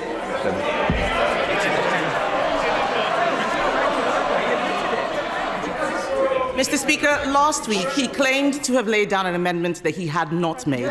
He doesn't know what is going on in here or out there. Last week, I spoke to a woman running a business in Exeter. She is terrified of taking on new staff. She is struggling to keep her head above water, dreading what this government will do next. She's not alone. The Federation of Small Businesses says 92% of small employers are concerned about the employment bill. Clauses 1 through 6 make it harder for business to hire new employees, often young people looking for their first job. This isn't an employment bill, it's an unemployment bill. Given these clauses, will he drop his bill and show that he is not anti-growth? Mr. Speaker, we believe in giving people proper dignity and protection at work. That's why we're proud of our record supporting workers. They consistently vote against any protection for working people. And her consistent refrain is that there should be less. But, Mr. Speaker, we are driving growth on behalf of working people. Good Work rights are consistent with growth. Every good business knows that. And on top of the planning reform, the building the houses, supporting aviation, the Chancellor this morning spoke of the Oxford-Cambridge growth corridor, redeveloping Old Trafford, manufacturing at East Midlands Airport. We want to grow the economy. The only policy she's got is to shrink pensions. Mr. Speaker, all his ideas are the ones that we thought of. He needs to make sure that we deliver for growth now as well as the future. To grow our economy, we must get more people off sickness and welfare and into work. Clauses 8 and 9 of the unemployment bill take us in the opposite direction by increasing entitlements. His government itself estimates that these changes will increase business costs from £600 million to £1 billion a year in sick pay. That will mean higher prices, fewer jobs, less growth. Will he drop these measures from the bill? No, Mr. Speaker, I think they're good for workers and good for growth. This is the same argument they made against the minimum wage and every protection for workers. And she says they're their ideas. Mr. Speaker, she says she's in support of a third runway at Heathrow. Her shadow transport secretary says that it'd be calamitous. The shadow business secretary is busy writing letters opposing airport expansion in his own backyard. Shadow chief secretary says the Oxford-Cambridge idea is flawed and he's against it. We're the coalition of builders, they're the coalition of blockers. Mr. Speaker, he forgets his own Chancellor blocked an airport in her constituency. They are hypocrites, Mr. Speaker. Let's talk about this employment bill. Part 1 of the bill means a new employee could start a job in the morning and take their employer to a tribunal that afternoon. It is no wonder that this bill has been called an adventure playground for lawyers. This bill is terrible for business, but it is great employment for lawyers. I know the Prime Minister loves the legal profession, but he needs to stop being a lawyer and start being a leader. This is another measure in the bill that fails his growth test. Will he show some leadership and drop it? Mr. Speaker, I understand she likes straight talking. She's talking absolute nonsense. She knows, and anybody who understands anything about the bill or any employment law will know you can't start in the morning and go to the tribunal in the afternoon. Now, Mr. Speaker, we know she's not a lawyer. She's clearly not a leader. If she keeps on like this, she is going to be the next lettuce. Mr. Speaker, he does not know what his bill is doing.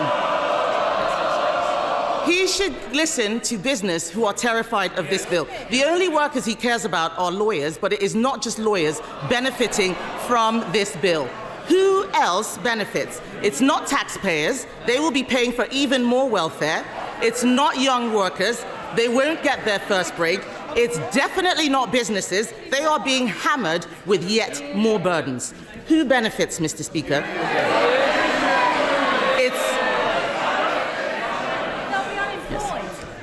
Who benefits? It's the trade unions. It's the trade unions. Part 4 of the unemployment bill, Part 4, they haven't read it, Part 4 of the unemployment bill is the biggest expansion of trade union powers for a generation. Exactly. Thank you. The public will have heard them cheer. Rather than deregulating for business who create growth, he's deregulating for the unions. Clause 61 alone reduces the notice period for strikes to just 1 week. Given strikes are catastrophic for growth, will he drop Part 4 of the bill? Mr. Speaker, it's good for working people and it's good for the economy. And she should keep up. The CBI have welcomed our positive steps this morning. Their quotes. The Chancellor's just given a brilliant speech on the economy, fixing the mess they left and growing our economy. CBI said they celebrate their positive leadership, a clear vision to kickstart our economy. That's the difference. We're growing the economy. They left it in a complete mess. Mr. Speaker, the arrogance of the Prime Minister is that he thinks that it's his government that creates growth. He's wrong. It is business that creates growth. Our economy is built by entrepreneurs, risk takers, and the hard graft of working people. They know that you can't tax your way to growth. You can't borrow your way to growth. You can't legislate your way to growth. Other countries are serious about freeing business from red tape. President Trump is doing it in America. Argentina is taking a chainsaw to regulations. Even the EU is not going as far as this left-wing government. This bill will put us at the bottom of the pack. Add it to the jobs tax, the family business tax. It's no wonder wealth creators are fleeing Britain in droves. The Chancellor is desperately trying to save her reputation. She knows Labour have damaged growth. This bill manifestly fails the Prime Minister's own growth test. If he won't drop the unemployment bill, what is the point of his growth test? She's got a nerve. They broke the economy, completely destroyed it. They broke the health service, completely destroyed it. They've ruined us on prisons and everything else you can mention. They failed on every front. They're in no position to give us lectures on anything. And she says that she accepts they failed. They're changing. They've learnt absolutely nothing. Thank you, Mr. Speaker. I welcome the government's action last week to tackle rogue traders who installed faulty home insulation, affecting many of my Luton South and South Bedfordshire constituents. Does the Prime Minister agree with me that Labour's Warm Homes plan will tackle fuel poverty and bring down bills for families as part of our plan for change? Well, I thank her for that question. The party opposite have got a lot to answer for in the failing system that they've left behind. We've taken immediate action to ensure consumers insulating their homes are not let down again. We're investing £3.4 billion through our Warm Homes plan to upgrade 5 million homes. Thank you, Mr. Speaker. Leader of the Liberal Democrats, Sir Ed Davey. Thank you, Mr. Speaker. Can I take this opportunity to thank the Holocaust Memorial Day Trust for all their work in commemorating the 80th anniversary of the liberation of Auschwitz and say what a privilege it was to meet Holocaust survivors at their Guildhall event. When the honourable member, my honourable friend for North Devon, and I recently visited a hospital in Barnstaple, a surgeon there told us that it was like a ticking time bomb. He explained that a hospital that size needs 12 operating theatres to meet demand. They've got just 4. The last Conservative government promised to rebuild it, and we all know that was a hollow promise. Now the North Devon District Hospital is one of 9 across the country where their urgent rebuild programme has now been postponed for over 10 years. So will the Prime Minister meet honourable members whose constituents' lives are being harmed by this delay to see if there's any way we can bring these urgent projects forward? Well, can I join him in his comments about the Holocaust survivors that we met earlier this week? It was incredibly moving, as it always is, and I was struck by the fact that there were so many in the gathering that we were at, and we're unlikely to see so many in one place like that again, and we must never ever forget.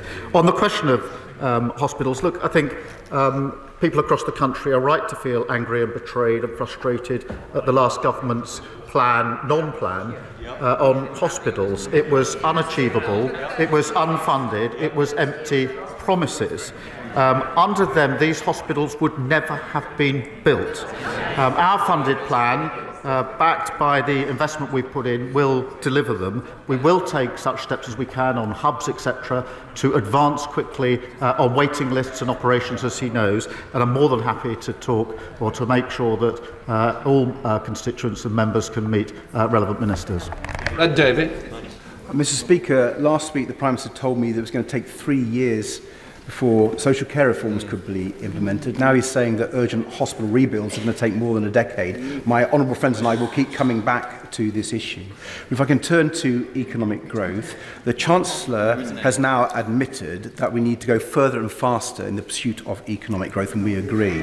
But the Prime Minister knows we believe that means setting aside his objections to a UK-EU customs union so our country can go further and faster in rebuilding our trading relationships with our European neighbours, especially with a threat to world trade posed by Trump's tariffs and Trump's trade wars.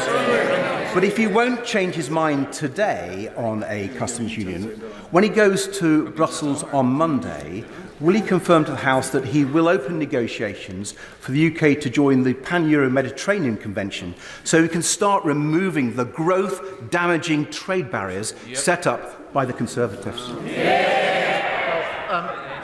Our number one mission is growth. That's why we've set out all the initiatives over the last 7 months, particularly the ones this morning. He knows in relation to the reset with the EU, which we're determined to achieve, that we have clear red lines when it comes to the single market and the customs union. So he knows where we stand on that.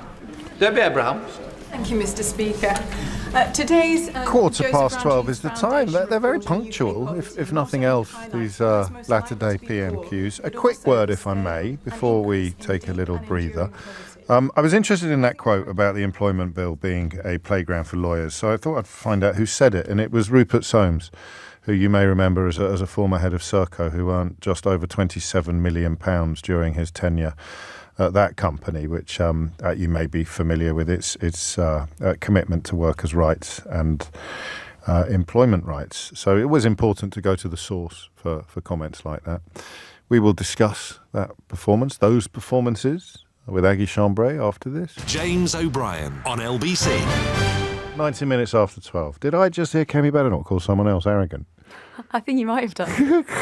That's fantastic. So should we start with the things I'm puzzled by, Aggie, that you can steer me through? I'll try my best.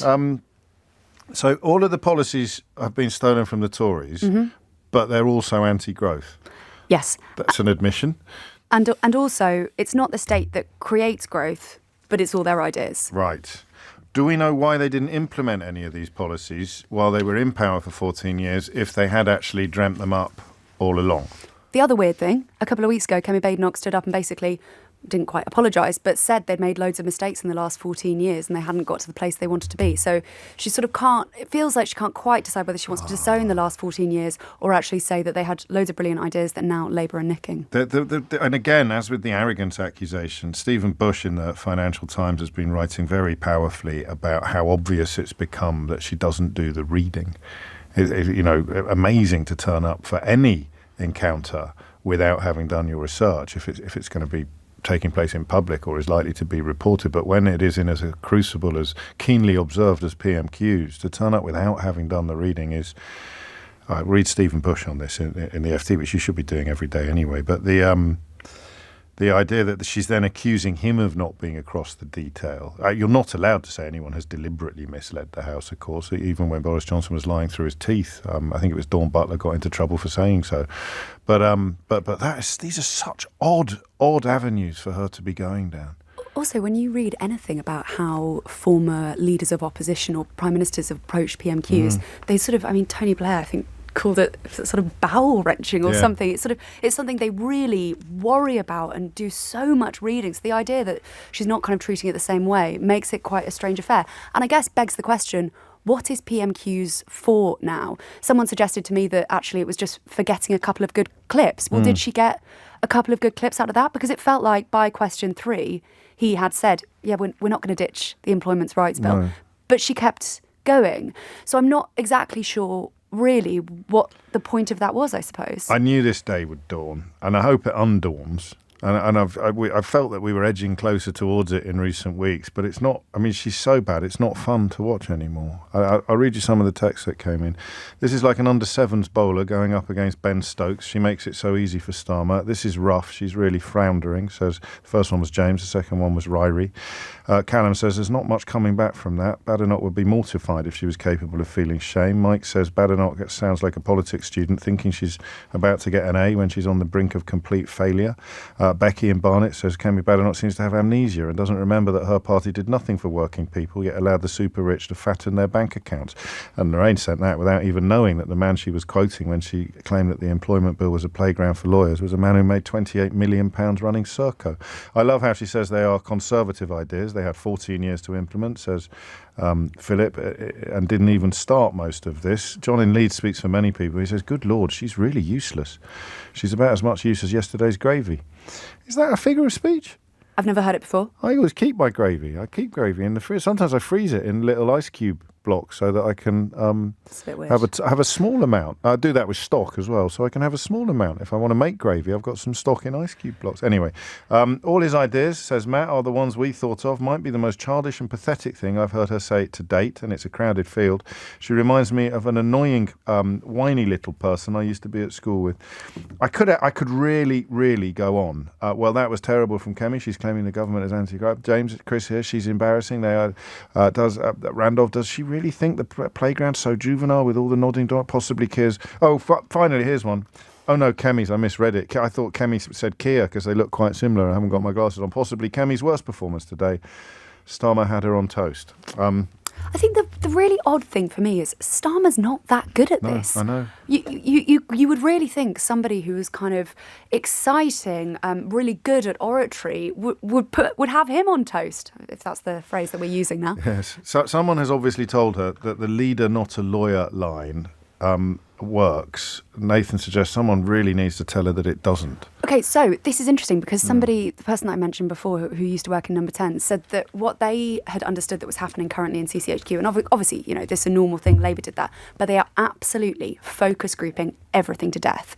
So the reason that they aren't putting about policies, this person thinks, is because they've been told that nobody trusts the Tories at the moment. So that's kind of why they're trying to disown the past. But also they think that anything they put out at the moment just wouldn't wash. So the lawyer line, they've obviously focus grouped that and think, actually, this is working really well. But you think potentially someone needs to say to her, maybe she's listening to this. Well, judging by... Anyway, talk us through what did actually happen. We've done a sort of big picture overview, and it's time to look at the detail, because, as you say, the oddest element of it was repeatedly asking, are you going to abandon your employment bill because I've told you to which Keir Starmer, unsurprisingly, the first time answered no. And then she asked him again. And then she asked him again. Go on, remind inexplicably us. again. Yeah. So that was basically the main thing. She suggested that he had stolen office policies from the Conservatives, asked if they were going to drop the Employment Rights Bill. Now, of course, we should say the Employment Rights Bill, according to the government's own assessment, says that it will cost £5 billion a year to set up. But some businesses have said that actually they are pro it. Other businesses are very, very worried about it. So that is the kind of backdrop to why she's asking about this. And also yesterday, Keir Starmer and Rachel Reeves met businesses in Number 10. They had breakfast with them, and they suggested that every policy that now came out of this government was going to be kind of growth proof.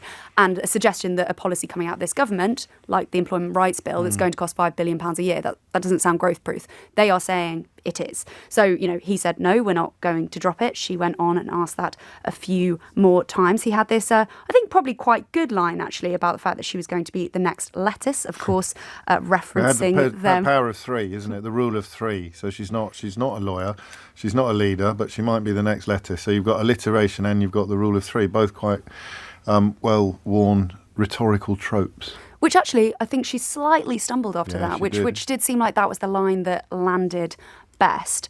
And she asked what the point of the growth test was.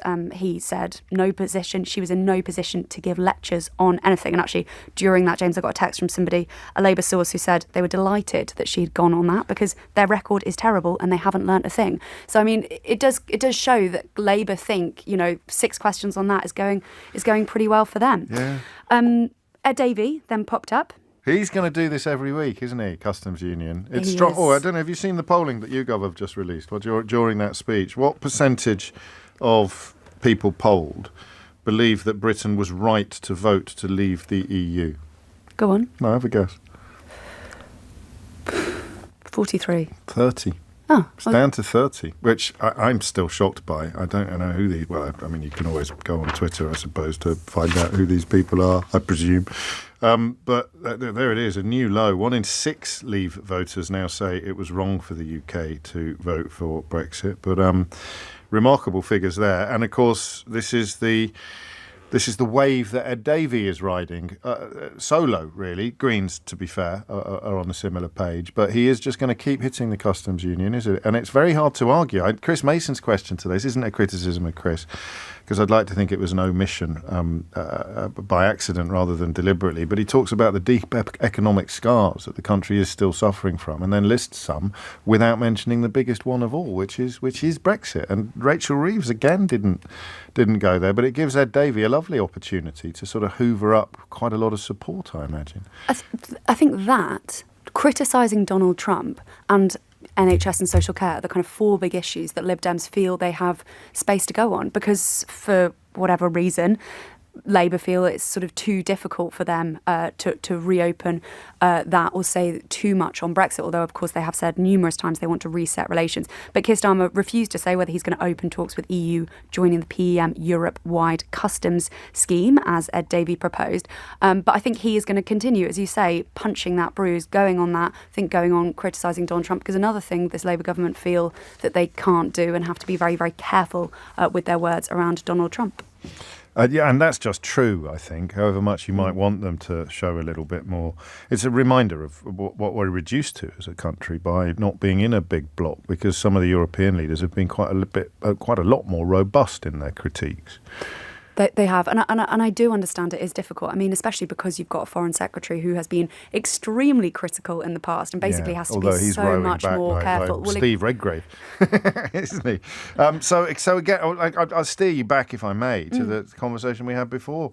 What many people are telling me they think is, in a very crowded field, her worst performance yet. And mindful of that addiction to drama from which we probably all suffer, journalists and politicians alike, although some of us are desperate to go cold turkey, others remain very enthusiastic in their addictions.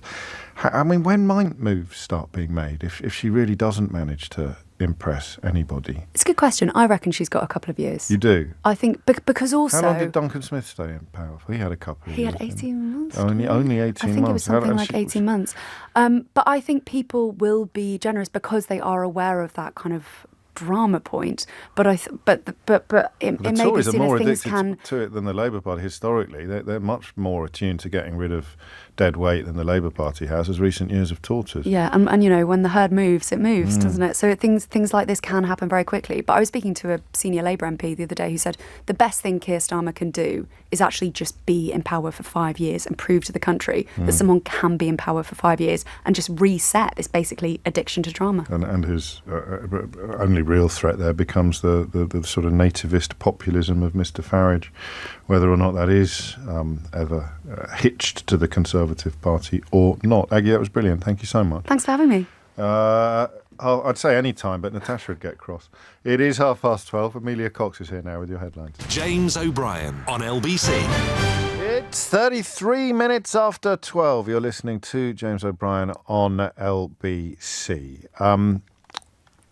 We turn our attention next to we should make a list, shouldn't we, of the journalists who pretty much have a bat phone now. If they tell us that something is interesting enough to get on the programme, then we generally just wave them in, tell them to pull up a chair, make them a cup of tea, ask them to sit down. Very near the top, if not at the very top of that list, of course, is Peter Gagan, the author of Democracy for Sale, editor of the Democracy for Sale Substack, who joins us now with an exclusive report on one of those areas in which we share an interest, and it is a combination of both story and bafflement stroke frustration that more people in our line of work don't work a little bit harder to chase down stories like this, I think, Peter.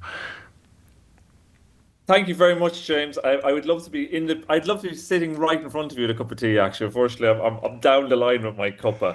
But yeah, I think this is one of these. I think of all the stories I wrote about this yesterday, saying of all the kind of stories I've worked on in this area, which is basically people being sued by rich people, journalists like me and others been sued to shut us up. This is probably the craziest one. This is a story about a guy called Yevgeny Prigozhin, who was the head of the Wagner Group. So just if you remember, the Wagner Group are Putin's mercenary army that went out to Ukraine. Before they went to Ukraine, they murdered lots of people in places like Libya and Syria and the Central African Republic. They did a lot of murdering. They were murderers for hire. Murderers for hire, and they still are. Yevgeny Prigozhin was the head of the Wagner Group. We had actually, we sanctioned him, Britain had sanctioned him in 2020 because of his involvement with the Wagner Group. And around the same time, Elliot Higgins, who's a great journalist at the organisation Bellingcat. He's on the list as well, Pete. He's on that list as well. I'm glad to hear that, James. I think he should be. Elliot is excellent.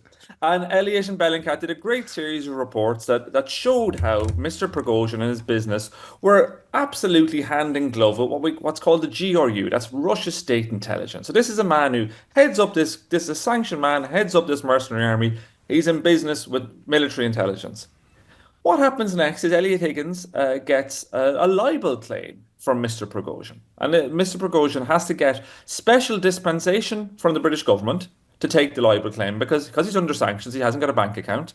So the government, which is the Treasury, then actually run by one or Sunak, gives Prigozhin special dispensation to hire a British law firm who go out to meet him in St. Petersburg to prepare his case against Elliot Higgins. And they then file a defamation claim against Elliot Higgins, saying that, and I'm not joking, that he's been caused great distress. He's been gravely distressed by this suggestion it's got anything to do with this Wagner group, this awful group. It's a terrible thing, and it's appalling.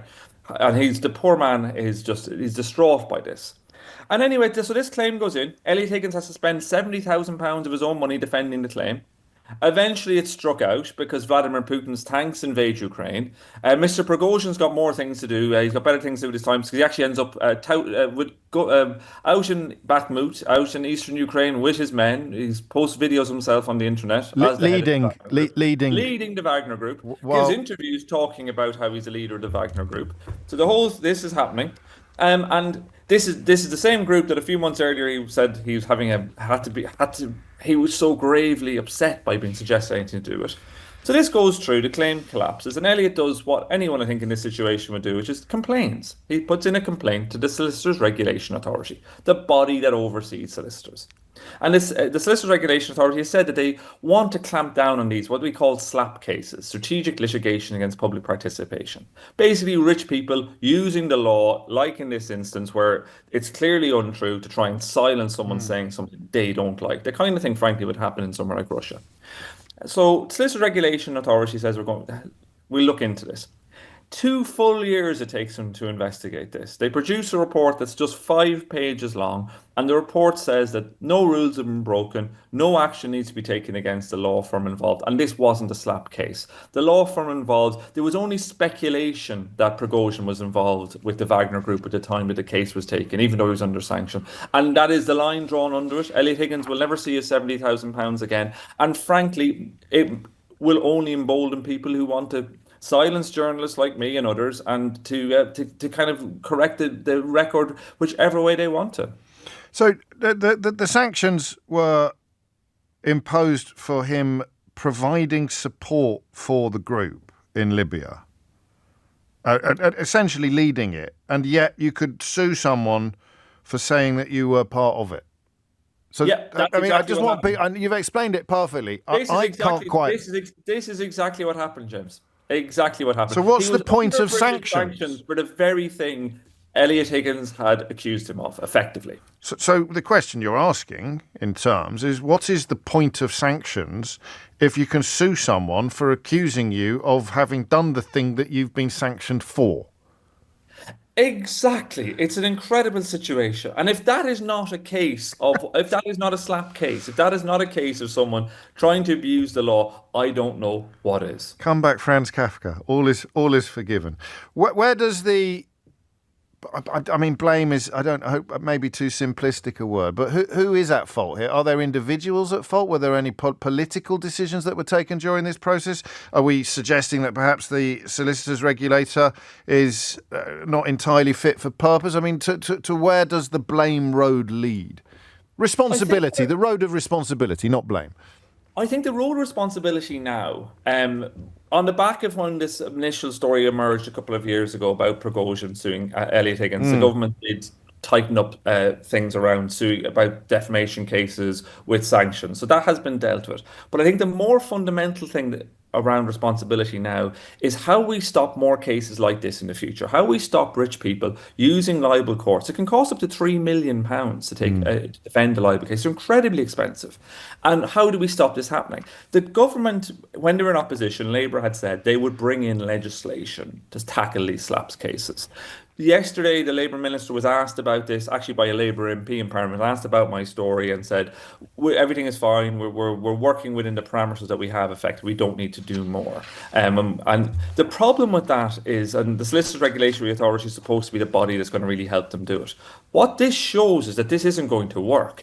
If this case isn't a slap case, because what fundamentally it rests on being able to say if a case is a slap case. If a case is a slap case, then we can push it into an early dismissal and we get rid of it. If Mr. Prigozhin, who's now dead, now deceased, we can't look because he died in a fireball in Russia after crossing Putin. If Prigozhin suing Elliot Higgins for saying he's the head of the Wagner Group is not an example of a slap case, what is? Well, exactly. And yet no one's answered that question. No, none. It really has been answered as come none. And this is an issue that isn't just to do with journalists. These cases are taken, we've seen actually a huge increase in the legal cases. They're taken by people who've been victims of sexual abuse have had to take these cases because people have had these cases taken against them. People who've written reviews on TripAdvisor of these cases taken against them. We only know a very few of them that ever end up in court. They don't end up in court routinely because they're so expensive. And a lot of people would say everyone's got a right to justice. And I think that is true. Everyone gets a right to defend their reputation. But the problem is the way the system is set up is it's only those with money who can do that. And it's only those with money who can defend their reputation. It's only those with money who can take these sort of cases. I want to talk briefly in a moment about the fact that he was able to use frozen funds to pay his legal fees, to pay his London law firm. But before that, is there a definition of a slap that observers, yourself, Elliot Higgins and others would be happy with? Does it exist, or is it, as with so many matters legal, a case of interpretation? There's been a lot of really good work. There's a thing called the UK Anti-SLAP Coalition, and they put together a model law on this, and they've done quite a lot to try and formalise it. And there's quite a few parameters you can take. I won't go into all of them, but there's basically a checklist, which the government broadly agrees with, of things, because the government brought some legislation around slaps about a year ago. So the government broadly actually accepts that there are things that you can see about a claim to say, okay, this claim, we think this has got all the merits of a slap. It should go to an early dismissal. A judge can take a ruling on it. And effectively, what has to happen is it shouldn't cost someone like Elliot Higgins £70,000 to defend it. And the thing, why this matters is the reason people like Prigozhin would take this case is it takes years to go to the High Court. It's both expensive and really time consuming. So in that time, this journalist who's causing you trouble, he's like someone like Elliot Higgins pulling up all sorts of information you don't want to know about. You want to wrap him up in paperwork, in expensive legal bills, in doing something else, so he doesn't do that. Yeah. And it's really effective. It has this huge chilling effect, and other people then won't report about him because there's a slap case, because there's a legal case ongoing against him. It's a really effective strategy. Is there anyone on the other side of the argument? Is there anyone resisting calls for changes to or getting rid of slaps altogether? Well, there has been, interestingly, when this issue really started to emerge in terms of as a government policy, actually after the invasion of Ukraine. Just after Ukraine, Boris Johnson said we're going to end lawfare, which is the same idea. And he's very bullish on it and said we're going to do something. Around the same time, something was created called the Society of Media Lawyers, which is a lot of people who work on the other side, who work with the claimants. A lot of these are big law firms. There's a lot of money in this. There's a lot of money in this. A lot of money. Like we're talking 3 million to get to, as I say, to get to a high court. A lot of money. And we've seen quite a few venerable lawyers, barristers who represent these cases, all clubbed together and effectively say there's not much to see here, Gov. They will say that people like me and the Anti-SLAP Coalition are making a mountain out of a molehill. These cases are very few and far between. There's nothing, we don't need to do anything. And they've been quite effective, I think. They've been quite effective behind the scenes in lobbying and making the case for this and for their own interest, frankly. And it's hard to not see the emergence of that at the same time as one of the reasons, or at least the thing that's giving pause for thought to actually do something to stop this. I think one of their number is in the House of Lords. One of that. There is Lord Edward Garnier, who, as Tortoise revealed a few months ago, has spoken many times on slaps, but doesn't really mention the fact he's in the Society of Media Lawyers when he does so. Final question. I think you touched on it when we heard Rishi Sunak's name, but the government gave Prigozhin permission to use funds that should have been frozen to pay for this legal process. Yes, that was part of it. They gave him permission to do it. They also incredibly... But they weren't very frozen then, were they, Peter? It's certainly melting, one might suggest. And they were able to pay for business flights out to St. Petersburg to discuss it. And I'll leave you with this, one of the most interesting aspects of this, James, as well, is it was really intentional to sue Elliott in London because the costs are bigger in London. Elliott actually, Bellingcat's based in the Netherlands, and we know from emails that were leaked that the lawyers actually were looking at his social media and waiting to see what he would tweet so they could try and take him to an English court, because that was the intention. It wasn't about what it was being said. It was about where it was being said and having maximum leverage. It's demanding dereliction of duty with menaces. That's one way of putting it.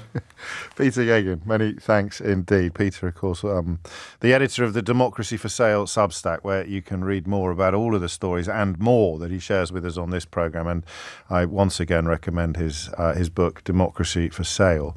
Scott Lucas is becoming another fast friend of the programme. He's the Professor of American Politics at University College Dublin, currently in Washington, D.C., and on hand to provide us with, well, we're going to have to do this quite regularly because it's Steve Bannon territory, except not in campaign mode now, in government mode. You just do so much bad stuff that even as the leader of the opposition in the United Kingdom is praising you, if you're in America and you're following the news even close to correctly, you almost lose track of how much bad stuff is happening, up to and including the gentleman who filmed himself for social media in tears, Donald Trump voter in tears because his wife's just been deported. So Scott joins us after this. James O'Brien on LBC. 12:50 is the time. I thought it would take a little bit longer, and I hope that I can restore the equilibrium, but I have already lost track of what is going on in the United States of America in the context of how much of the programme that Donald Trump's supporters and apologists insisted was not the Donald Trump programme has already been enacted. And then you've got the unexpected side dishes like Nazi salutes and the like. But even on day one, it became absolutely impossible to ignore the evidence that many of the more apocalyptic sounding predictions were already in danger of coming true. I'm not sure that a professor of American politics at University College Dublin has the luxury of losing track of what is going on, and I hope that Scott Lucas hasn't. And he joins us now live from Washington, D.C. So essentially asking you to pick a favourite, Scott, of the profoundly significant changes that Donald Trump is already enacting. I feel like I'm chasing an arsonist on steroids. Yeah, James, where I'm having that. We can't even keep track of all the fires, let alone put them out. But let me give you the broad umbrella, I think, which means that we can hold on to this as opposed to the attempt by folks to just overwhelm us with this. That is, Donald Trump's trying to break the federal government. We'll start with that, right? So how is he trying to break the federal government with all this stuff that he's thrown out there? Let's take, first of all, the order that went out yesterday to freeze all grants and loans from the federal government, potentially affecting, many, many billions of dollars. What do we talk about when we talk about what those grants and loans are for? They are, for example, for Meals on Wheels, for those who are infirm, the elderly, who can't, need food to survive. They are preschool programs. They are after-school programs. They are healthcare programs, including Medicaid, whose portal went offline in between 25 and all 50 states yesterday, where people could not get their health payments processed. We are talking about the attempt, beyond freezing all the loans and grants, to send out a mass resignation email to all employees yesterday saying, look, if you resign by September, we'll give you full pay and benefits. Now, why do they do that? It's an attempt to purge thousands of employees who they feel will not be loyal to Donald Trump. There's no guarantee, by the way, that if they reply to that email with the one word, resign, that they in fact will get those benefits. Remember that Mr. Trump pulled this stunt with his business employees and never gave them compensation before. Be that as it may, we're talking about a freeze on all foreign aid programs except to Israel and Egypt. Now, what does that mean? That means, for example, aid to HIV and AIDS prevention in Africa.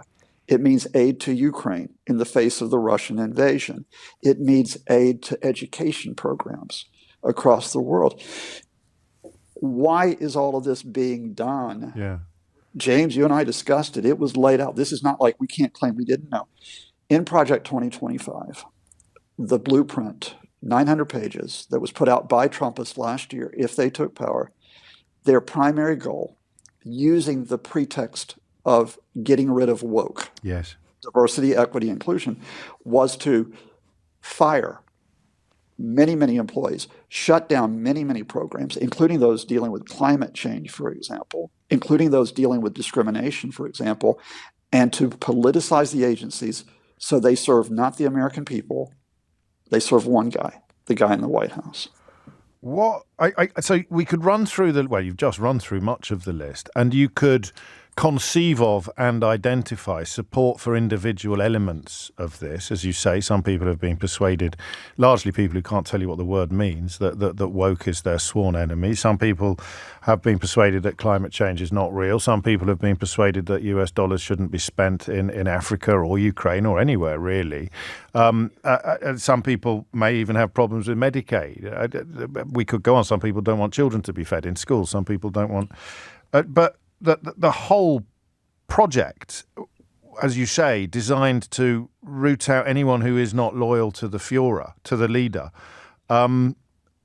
What does that then lead to? What does that then achieve? What does he do? What does he do with that new order? He's an autocrat. That's it. I mean, let's just call it what it is, James. Much like the leaders that he admires, whether it be Vladimir Putin, Xi Jinping, Viktor Orban in Hungary, for example, he gets to issue whatever command, or importantly, those advisors who are behind him, who are much more coherent than he is, they can issue whatever edict they want, and they do not have to pay regard to checks and balances, which has been the fundamental of the United States system. They don't have to pay attention to Congress, which does have a role in overseeing legislation, and that shouldn't simply be imposed by fiat from the executive. They don't have to pay attention to the courts. They don't have to pay attention to the states. That's what they're trying to do here, and the play with it is. So what they do is, before the courts or Congress can catch up with them, is they just simply act. So that is the threat of mass deportation, for example. Yeah. Look, we're just going to chuck people out of the country, then try to get them back through court orders. We are going to fire all these federal employees, and by the time you get court orders to stop this, well, how many of them are going to be able to get back into the massive majority of federal employees are not in the business of disobeying orders, as it were. God, the language is so redolent, isn't it? So why do they need to get rid of so many? The ones that might lead resistance, the ones that might bring the law to the table to try to, or the Constitution even, which he treats with equal contempt. Why get rid of so many foot soldiers, as it were? Let's just take a couple of examples. Yeah. If you're going to deal with the issue of climate change, which is an issue where many American agencies are involved, Environmental Protection Agency, for example, NASA, the space agency, National Oceanic and NOAA, the National Oceanic Administration. You've got many, many staff there who are scientific experts, or they're engineering experts, or they're logistics experts, right? They simply are just there to implement programs to deal with climate change.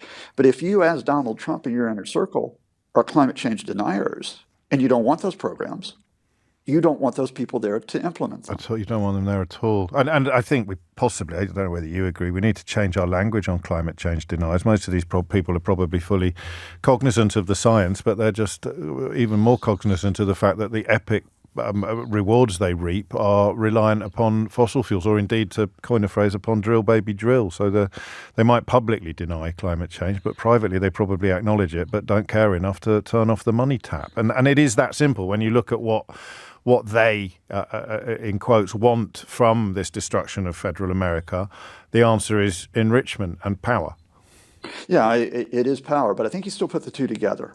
For example, James, and again, to give an example, I think Donald Trump simply is not cognizant of the issues around climate change, or really that much around energy extraction. I mean, this is the guy who believes that, he's upset that birds get killed by wind turbines. Yeah. Just because he doesn't like wind turbines being near one of his golf courses in Scotland. But he got people behind him, the guys who will not make the headlines, the names that we won't talk about, who know that they will get financial benefits off of this, that there will be an elite class, even as they claim to represent the working people, by getting rid of the climate change programs. Or to give you another example, because I just had it come up this morning, is just the attack on transgender people, the absolute attack on transgender people. Trump, of course, says they do not exist. This is now having serious effects. It's not just that they can't serve in the military. They are being denied benefits. They're being denied essential health care because of this. I think simply because Trump has decided, I just don't like these people. But there are a lot of people around him who very much buy into the idea that you need to effectively pursue an ideology coherently by wiping out the ability to choose your gender identity. And not only do they think you should be able to do that, they think you should be able to wipe out the ability to get rights because of your ethnic or racial background. And the reason why I mention this to you is that on another British outlet that will not be named, which I turned down this morning so I could be with you, they referred to Trump's executive order to bar transition treatment for transgender people as chemical castration and genital mutilation. So that ability to pervert language to cover up what is a fundamental denial of rights, that's what autocracies do. And the question here is, beyond Trump and his inner circle, how many people in Congress, how many media outlets, how many pundits and commentators buy into the project? Well, there's either contagion or cowardice, and that brings us finally to the media. I see that Jim Acosta is leaving CNN. Some of the best established newspapers are already owned by people who are in the second row of the inauguration audience, social media and traditional media. And the numbers, I don't know if you've seen the polling that appeared overnight. Support for the executive orders and proposed actions isn't high. In fact, the only one that gets over 50% is downsizing the federal government, although as you've explained, that's probably more about feelings than facts, as in people thinking there's too much of it, but not realising that it's going to involve their Medicaid disappearing, hopefully temporarily, possibly permanently. So what is the media landscape like that you've arrived in the middle of this week? Okay. Yeah, I'm at a big conference later today, so get back to me tomorrow and I'll tell you how frenetic it is. But right now, what we're looking at is that certain media outlets, if you went to your New York Times, your Washington Post, they're being very careful about their language and how they describe Trump. Now, they still have good reporters, but the Washington Post, for example, has lost a lot of its editorial staff and one of its lead cartoonists because they were criticizing Trump too forthrightly. So edging, I'm going to run out of time, Scott, and we may well catch up again tomorrow. So edging towards his way or the highway type scenarios. I can't believe it. Everyone's so excited that Sheila Fogarty is back in the building, and I've managed to crash into her time already. That's it from me for today. You can listen back on Catch Up on Global Player, where you can also pause and rewind live radio, as well as listen to a range of podcasts, including James O'Brien Daily, the best bits of my show in 60 minutes, although he's got his work cut out today. Download it now for free from your app store or head to globalplayer.com. Coming up at 4, Tom Swarbrick. But now, on LBC, sound the alarm, stop all the clocks. It's Sheila Fogarty. Thank you. Get him off. Thanks very much, James. James O'Brien on LBC.